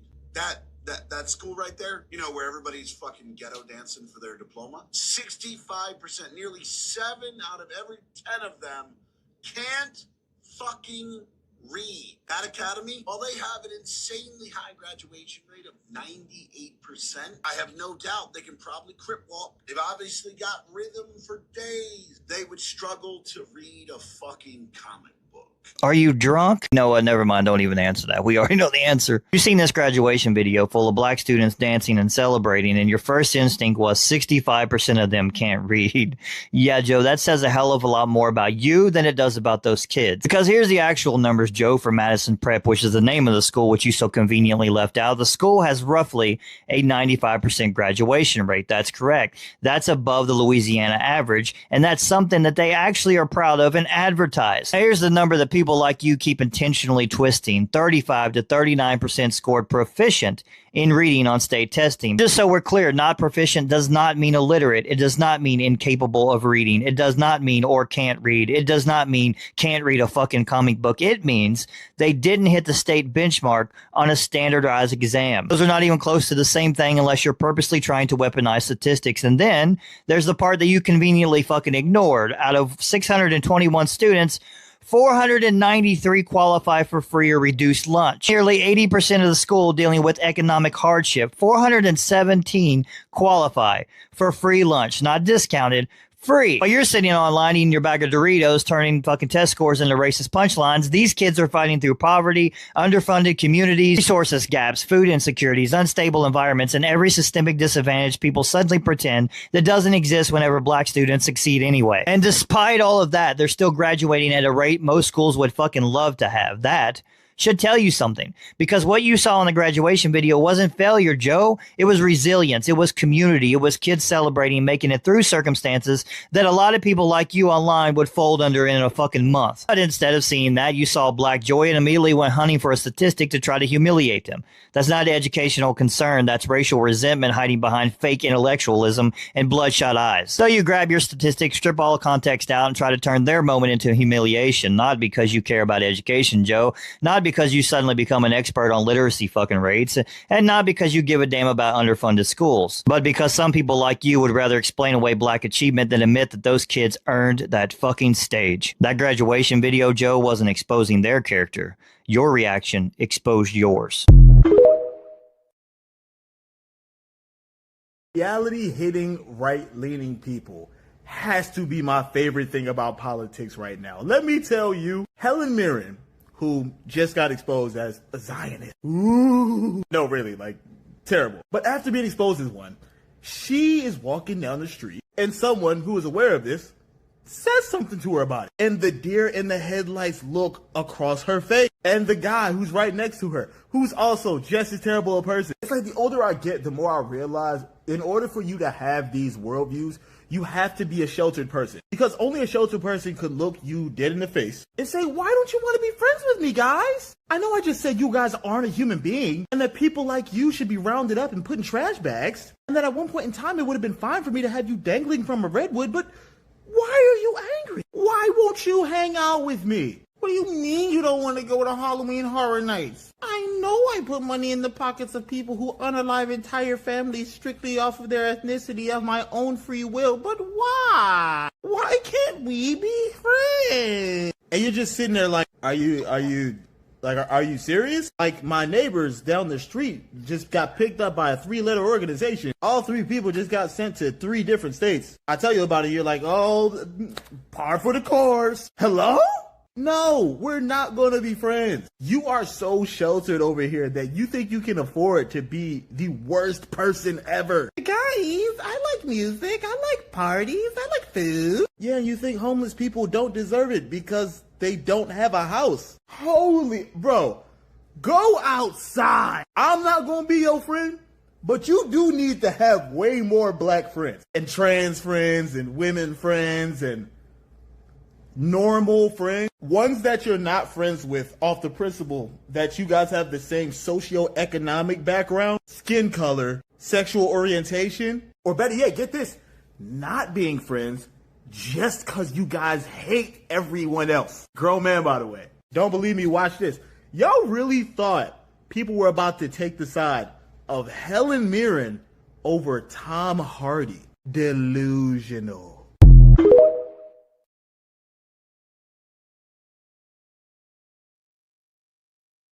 Okay, so no lies detected. Now, pay attention to the first guy. He was trying to clown those kids, like I said, and then acting as though they couldn't read, which was all lies and BS. Now, as it pertained to those standardized exams, well, here's the thing about that. Those things are not fair. Okay, they're often considered unfair because they measure a student's socioeconomic status and test-taking speed rather than their actual intelligence. Now, wealthier students afford expensive prep classes while systemic funding disparities leave low-income and minority students with inadequate resources, leading to unequal opportunities. Now, of course, the racists would beg to differ and say that we're just playing the victim, but it's all the truth. Socioeconomic advantages are a thing. Wealthier families can purchase premium test preparation courses. Like I said, they can get private tutors, okay, multiple exam retakes even. Students without these financial resources are placed at a significant disadvantage. And then let's not think about or even talk about the cultural biases, okay? Questions often rely on cultural references or language patterns, basically, that are more familiar to privileged demographic groups, inadvertently penalizing minority or non-native English-speaking students. Now, if you all remember, they talked about this on Good Times. How many of you remember this? How many of you remember this? If you think about it, back in the day, Good Times and Sanford and Son and maybe a couple of other shows, they were absolutely dropping gems that, of course, we couldn't catch because we were kids. But how many of you remember the episode on Good Times where Michael had to take the test at school, and it was very it was like biased, okay, because they asked the question, for example, they had like a picture of a cup, a saucer, I can't remember what it was, but anyway, they had several items to choose from, and then he's supposed to say which ones go together. Well, how many people in the hood use a saucer with their teacup? Or when they're drinking from a coffee mug, period, or a little coffee cup. How many people in the hood do you know do that? Put a saucer with it. Now, mind you, in 2026, of course, we know that that is something that people do, but back then in the 70s, that was just what people in the suburbs probably did for the most part. Poor people live in the projects and things like that. They never did that. So if you ask the child who's taking that test which items belong together, would they 9 times out of 10 pick the cup and the saucer? No. So that's the kind of stuff I'm talking about. It was always culturally biased and always unfair. They also have the issue of school funding disparities, where these standardized testings, they assume every student has access to the same quality of education. People like that racist guy, that's what he seems to think, but no, because underfunded schools in low-income areas often cannot even provide the rigorous curriculum needed to score well. Okay, so think about that. Not to mention, like the guy was talking about, poor families, okay, people from impoverished neighborhoods and all of those things. They have a whole lot of odds to beat. But rather than congratulating them, this guy wants to get on there and try to belittle them, calling them ghetto, talking about their ghetto dancing and all of those things. Okay, I find it all interesting. It seemed like he was jealous. But like the guy said on that same video, the other guy, he said, when they see us joyful, when the racist devils see us joyful, that's when they want to come in and start mess. And how do we know that's absolutely true? Because that's what we've always seen. Black people at the swimming pool, they're calling the cops because they don't think you belong there. Black people at the park having a barbecue, they're calling the cops because you're barbecuing. There was even a father who they called the cops on at his son's baseball game. Okay, trying to get him arrested. These are the things they do. So if they didn't score as well on those tests, well, I can certainly see why. Okay, I can certainly see why. And then also they have the everyday pressures, and a student's entire academic aptitude is judged on a single high stress day, where factors like illness, test anxiety, okay, because a lot of people get nervous when they have to take tests. And it's not necessarily that they don't know the material, know the answers to it, haven't studied it or whatever, but sometimes people have anxiety and they just get flustered, okay? And then also there's pressure on you when you're taking certain parts of the test that are timed.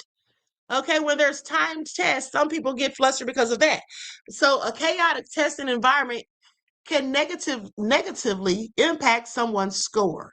And then there's also the factor of narrow scope. You see, multiple choice formats and strict time limits they reward quick, basically quick and rote memorization rather than deep creative thinking or critical thinking skills. So, like I said, that has been a problem for decades, but nonetheless, they still continue to issue these things. But he wants to sit there and try to go in, honey. He needs to sit down somewhere. Like I said, it's so obvious that these people who don't like us are just haters, because when you ask yourselves, what have we ever even done to them? Okay, we're not going around harassing them, asking them 1,000 questions, demanding they tell us who they are and show their IDs, all the things they do to us. We're not doing any of those things. Okay, that's what we're not doing. But they want to play the victim all day, every day, and twice on Sundays. And I find it all interesting. Now, I have one more clip that I want to show you all. But before I get to that, I'm going to show you, for those of you who missed the broadcast yesterday, please go back and watch at your convenience. But I'm going to show you my TikTok that I did yesterday, which was basically a summation of one of the topics that I covered, and that was the 16-year-old girl by the name of Juliana Nzita, who was found hanging from a tree. Please pay attention.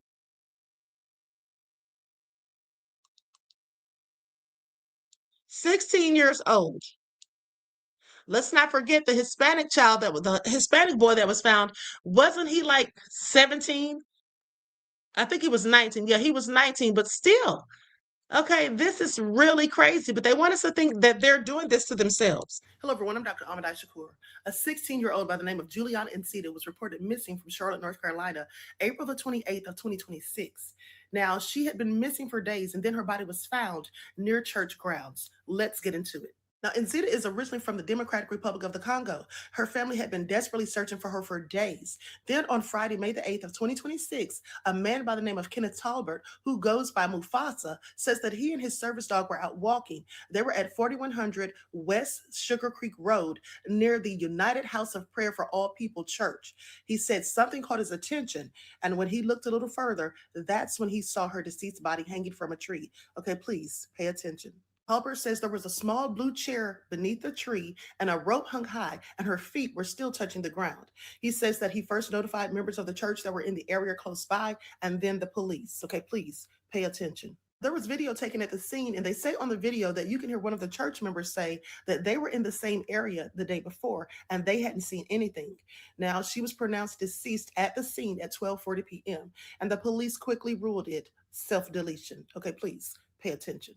On this country, every time someone of my skin tone is found hanging from a tree, they always quickly rule it a self-deletion, even though we know better. They never call it a lynching. And I believe the reason for that is because in 1981, there was a young man by the name of Michael Donald who was randomly chosen by members of the Klan. They had been cruising through neighborhoods full of people that looked like me, and they saw him out walking, lured him over to their vehicle, pretending they needed directions. Once he came over, they pulled something on him, forcing him inside the car, and then they took him out into the woods, beat him with a tree branch, and did some other nefarious things to him before hanging him from a tree.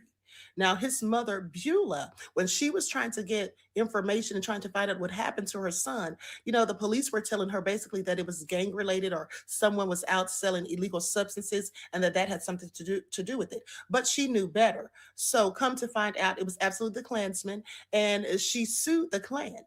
And when she sued them, she absolutely bankrupted the Alabama Klan. Okay, even taking over ownership of the building where they held all of their meetings and all of that.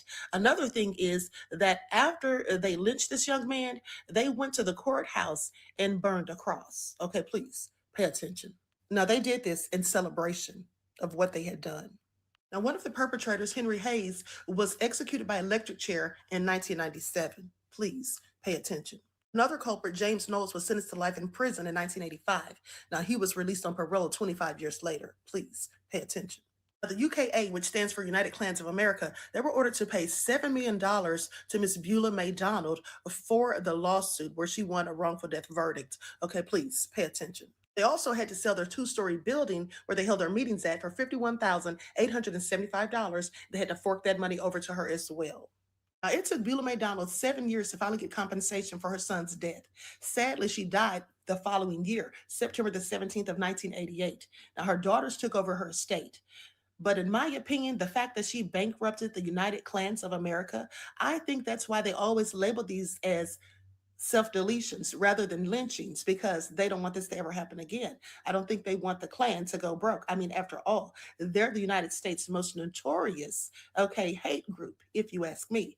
But also, there was a documentary that came out about this story, and it's called The Last American Lynching. Now, why would they call it that? How would they know if it was the last one or not? Okay, please pay attention. Because clearly we can all see that it wasn't the last one. Maybe they called it that because it was the last time they would label a lynching as what it really was. Okay, please pay attention.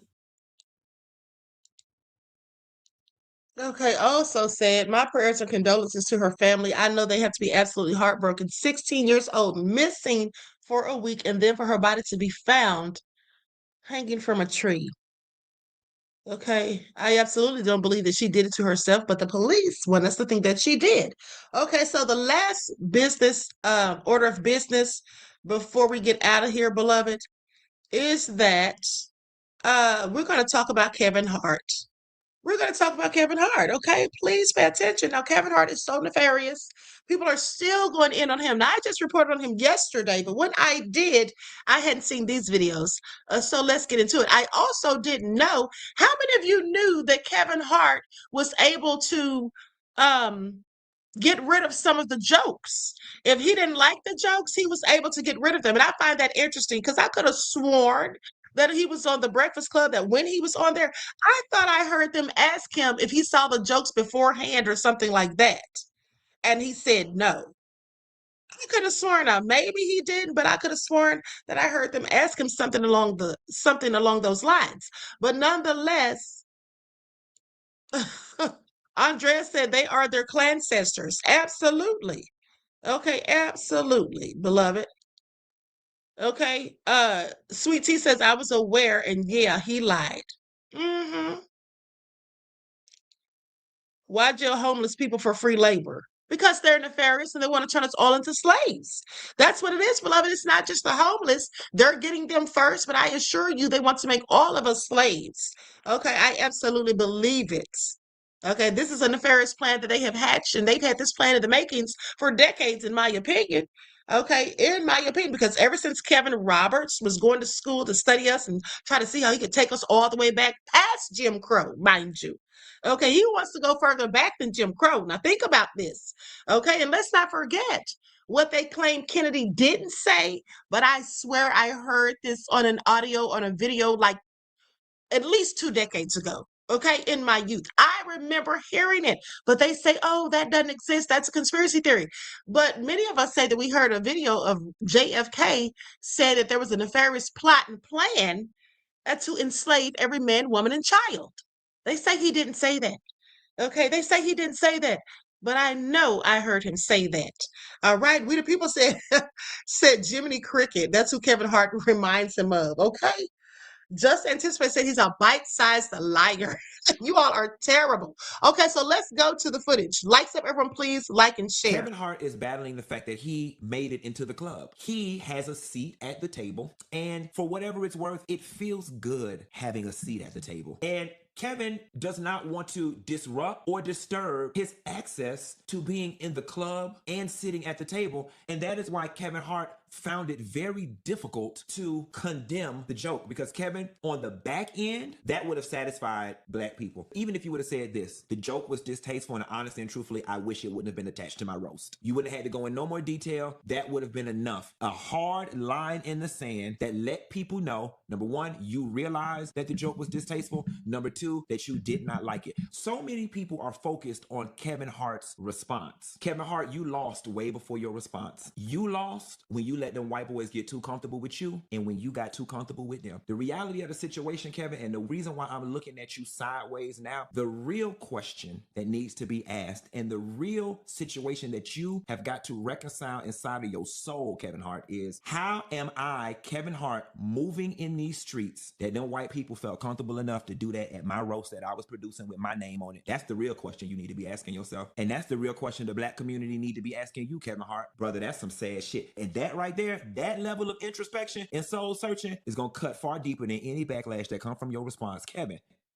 Kevin, like seriously, bro, how are you moving that these white folks felt that comfortable in this political climate with all of the racial tension that's going on in America right now? How are you showing up in the spaces that these white folks felt that comfortable to do that shit, knowing that they'd have no repercussion and essentially your full support? God damn, Kevin. Woo.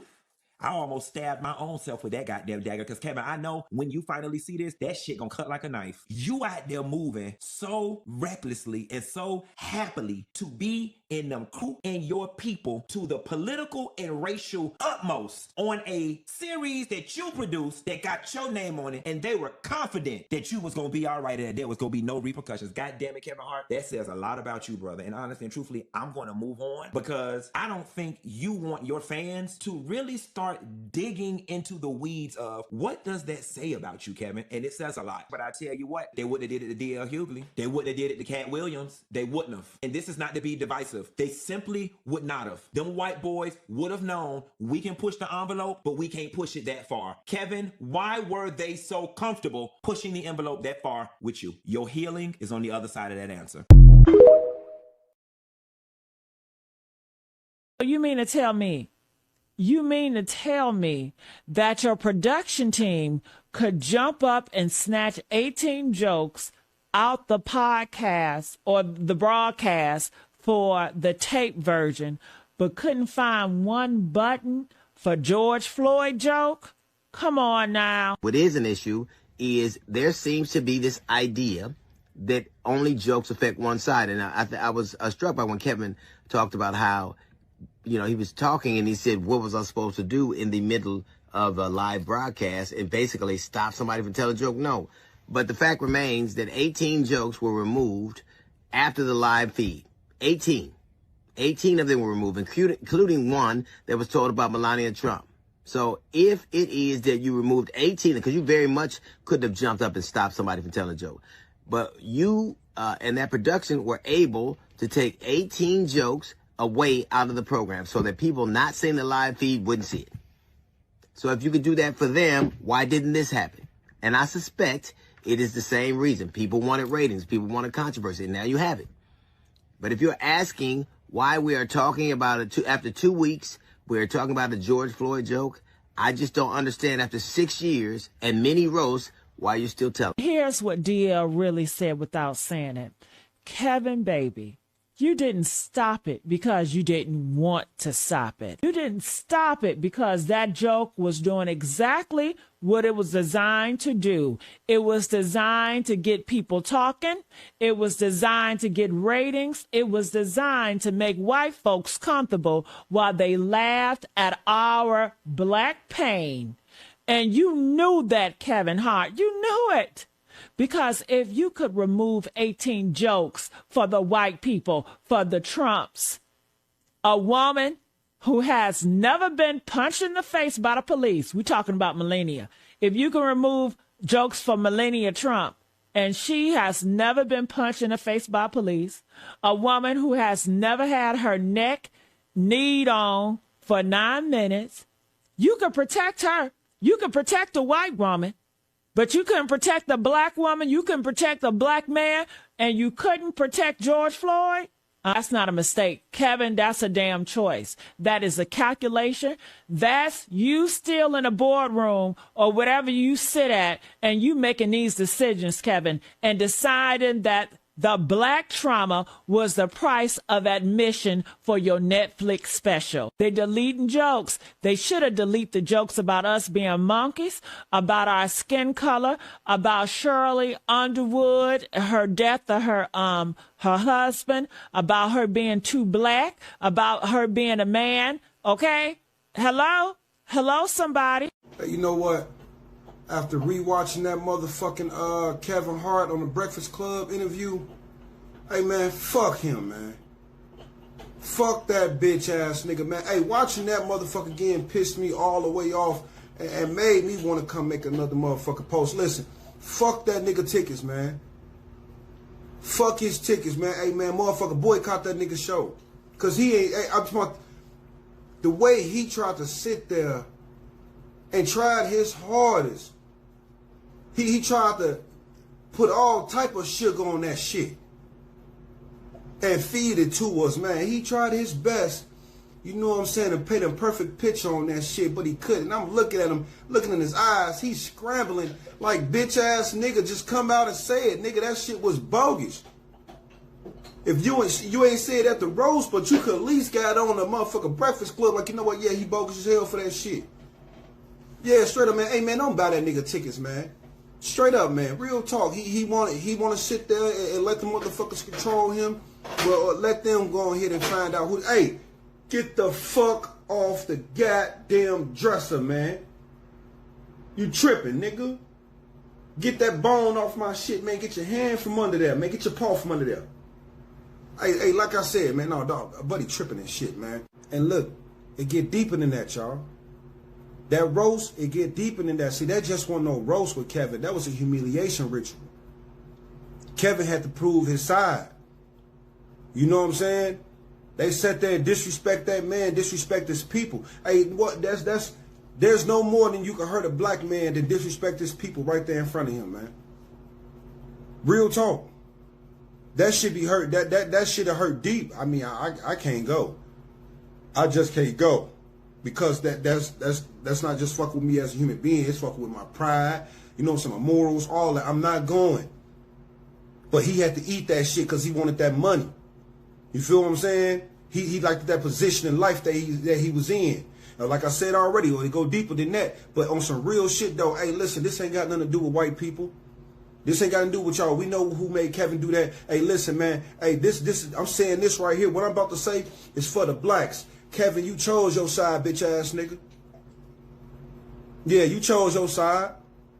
You showed us who you with.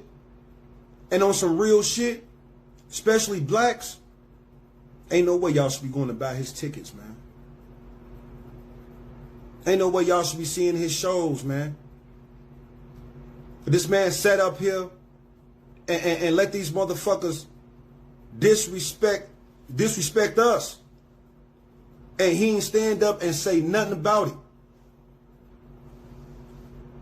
Motherfucker ain't with us, man. Hey, ain't no way we should be at his shows, man. Hey, I don't run it. I don't know it all. I'm just letting y'all know this is how shit's supposed to be. We should not be showing support to a motherfucker who ain't showing support to us, man. Fuck that itty bitty bitch. On my mama, that little piece of shit, little piece of bitch. Fuck him, bro, for real. We should stand on that shit. Ain't no way, bro, we should be doing that. He chose his side, and look how he acted on Breakfast Club. He could have doubled back and at least tried to, you know what I'm saying? Hey, listen, yeah, that shit was foul as hell. I ain't gonna lie, y'all. I should have said something then. He could have saved himself then. He didn't do it then. We already know what's up. That motherfucker ain't with us, man. Fuck dude, bro. Don't buy that nigga tickets. Exactly. And that's what I was just telling you all the other day, that we need to stop spending our money with these black celebrities who don't care anything about their people. All they care about is their money, but they want us to support them, and they make their money literally off of us. Okay? Most of them make a majority of their money off of black people, but don't care anything about black people. But if you remember, someone in the chat said, I don't remember who it was, but someone in the chat said that they're not going to boycott black celebrities because of their political views. Okay? This is way past political views, as far as I'm concerned. This is about good versus evil. And we see what Trump and his minions are up to. Okay? We see what they're up to.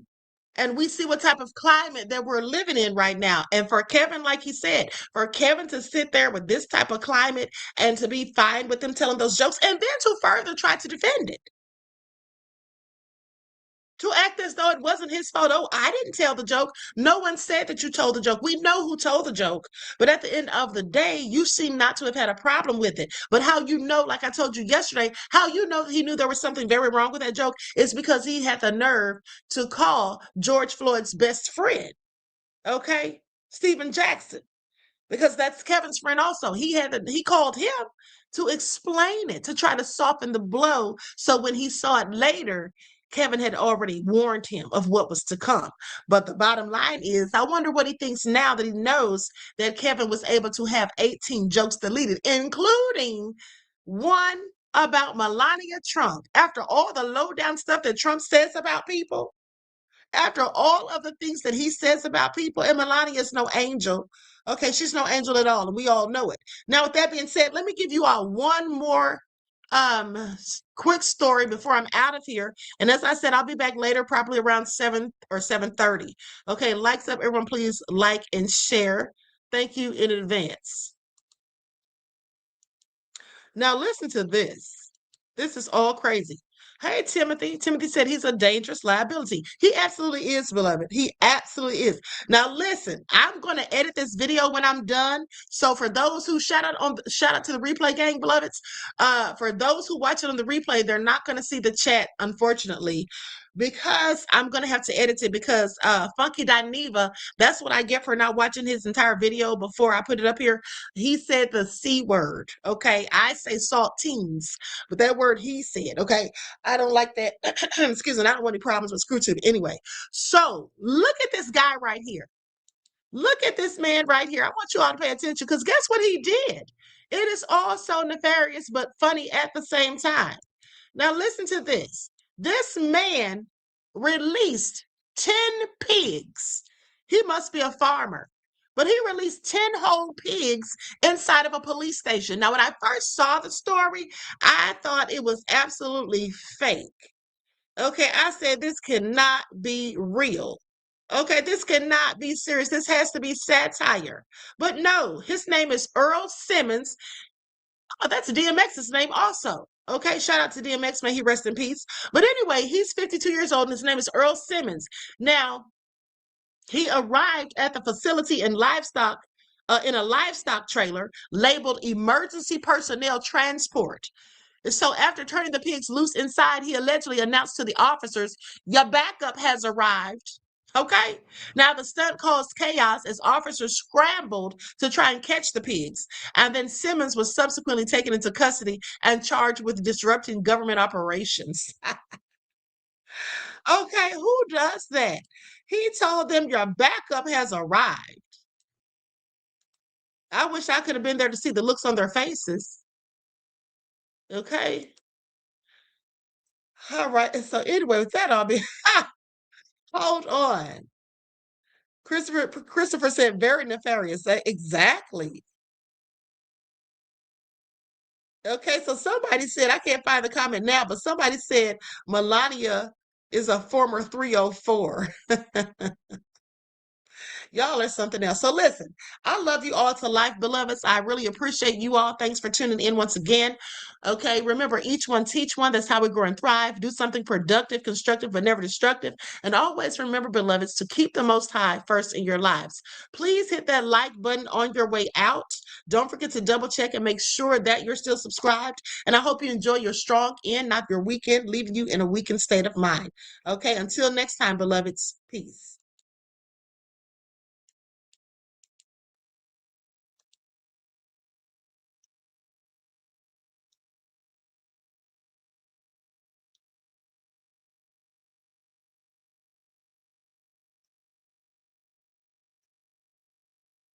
Oh, I'm sorry. I didn't even start the song. I'm sitting here putting stuff on the screen. That's how y'all know I'm sleepy. Okay, I am really tired. I even got to start the song. Okay, here we go.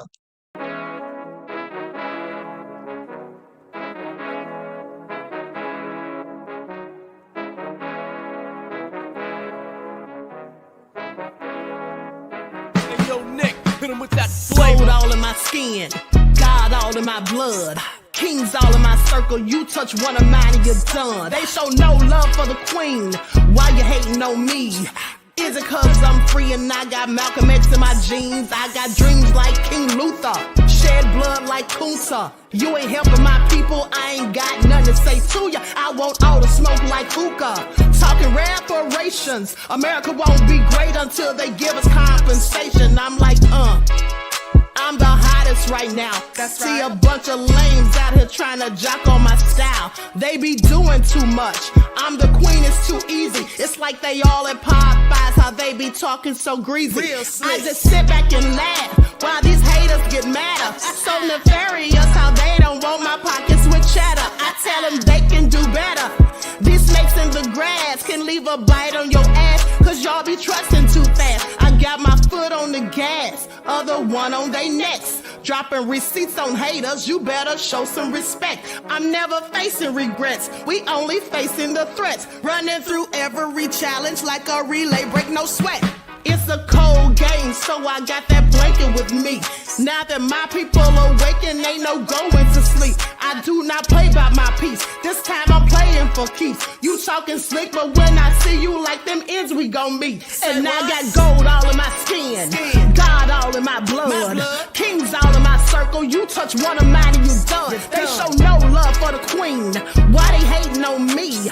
Is it cause I'm free and I got Malcolm X in my jeans and I got gold all in my skin, God all in my blood, kings all in my circle, you touch one of mine and you done. They show no love for the queen, why they hating on me?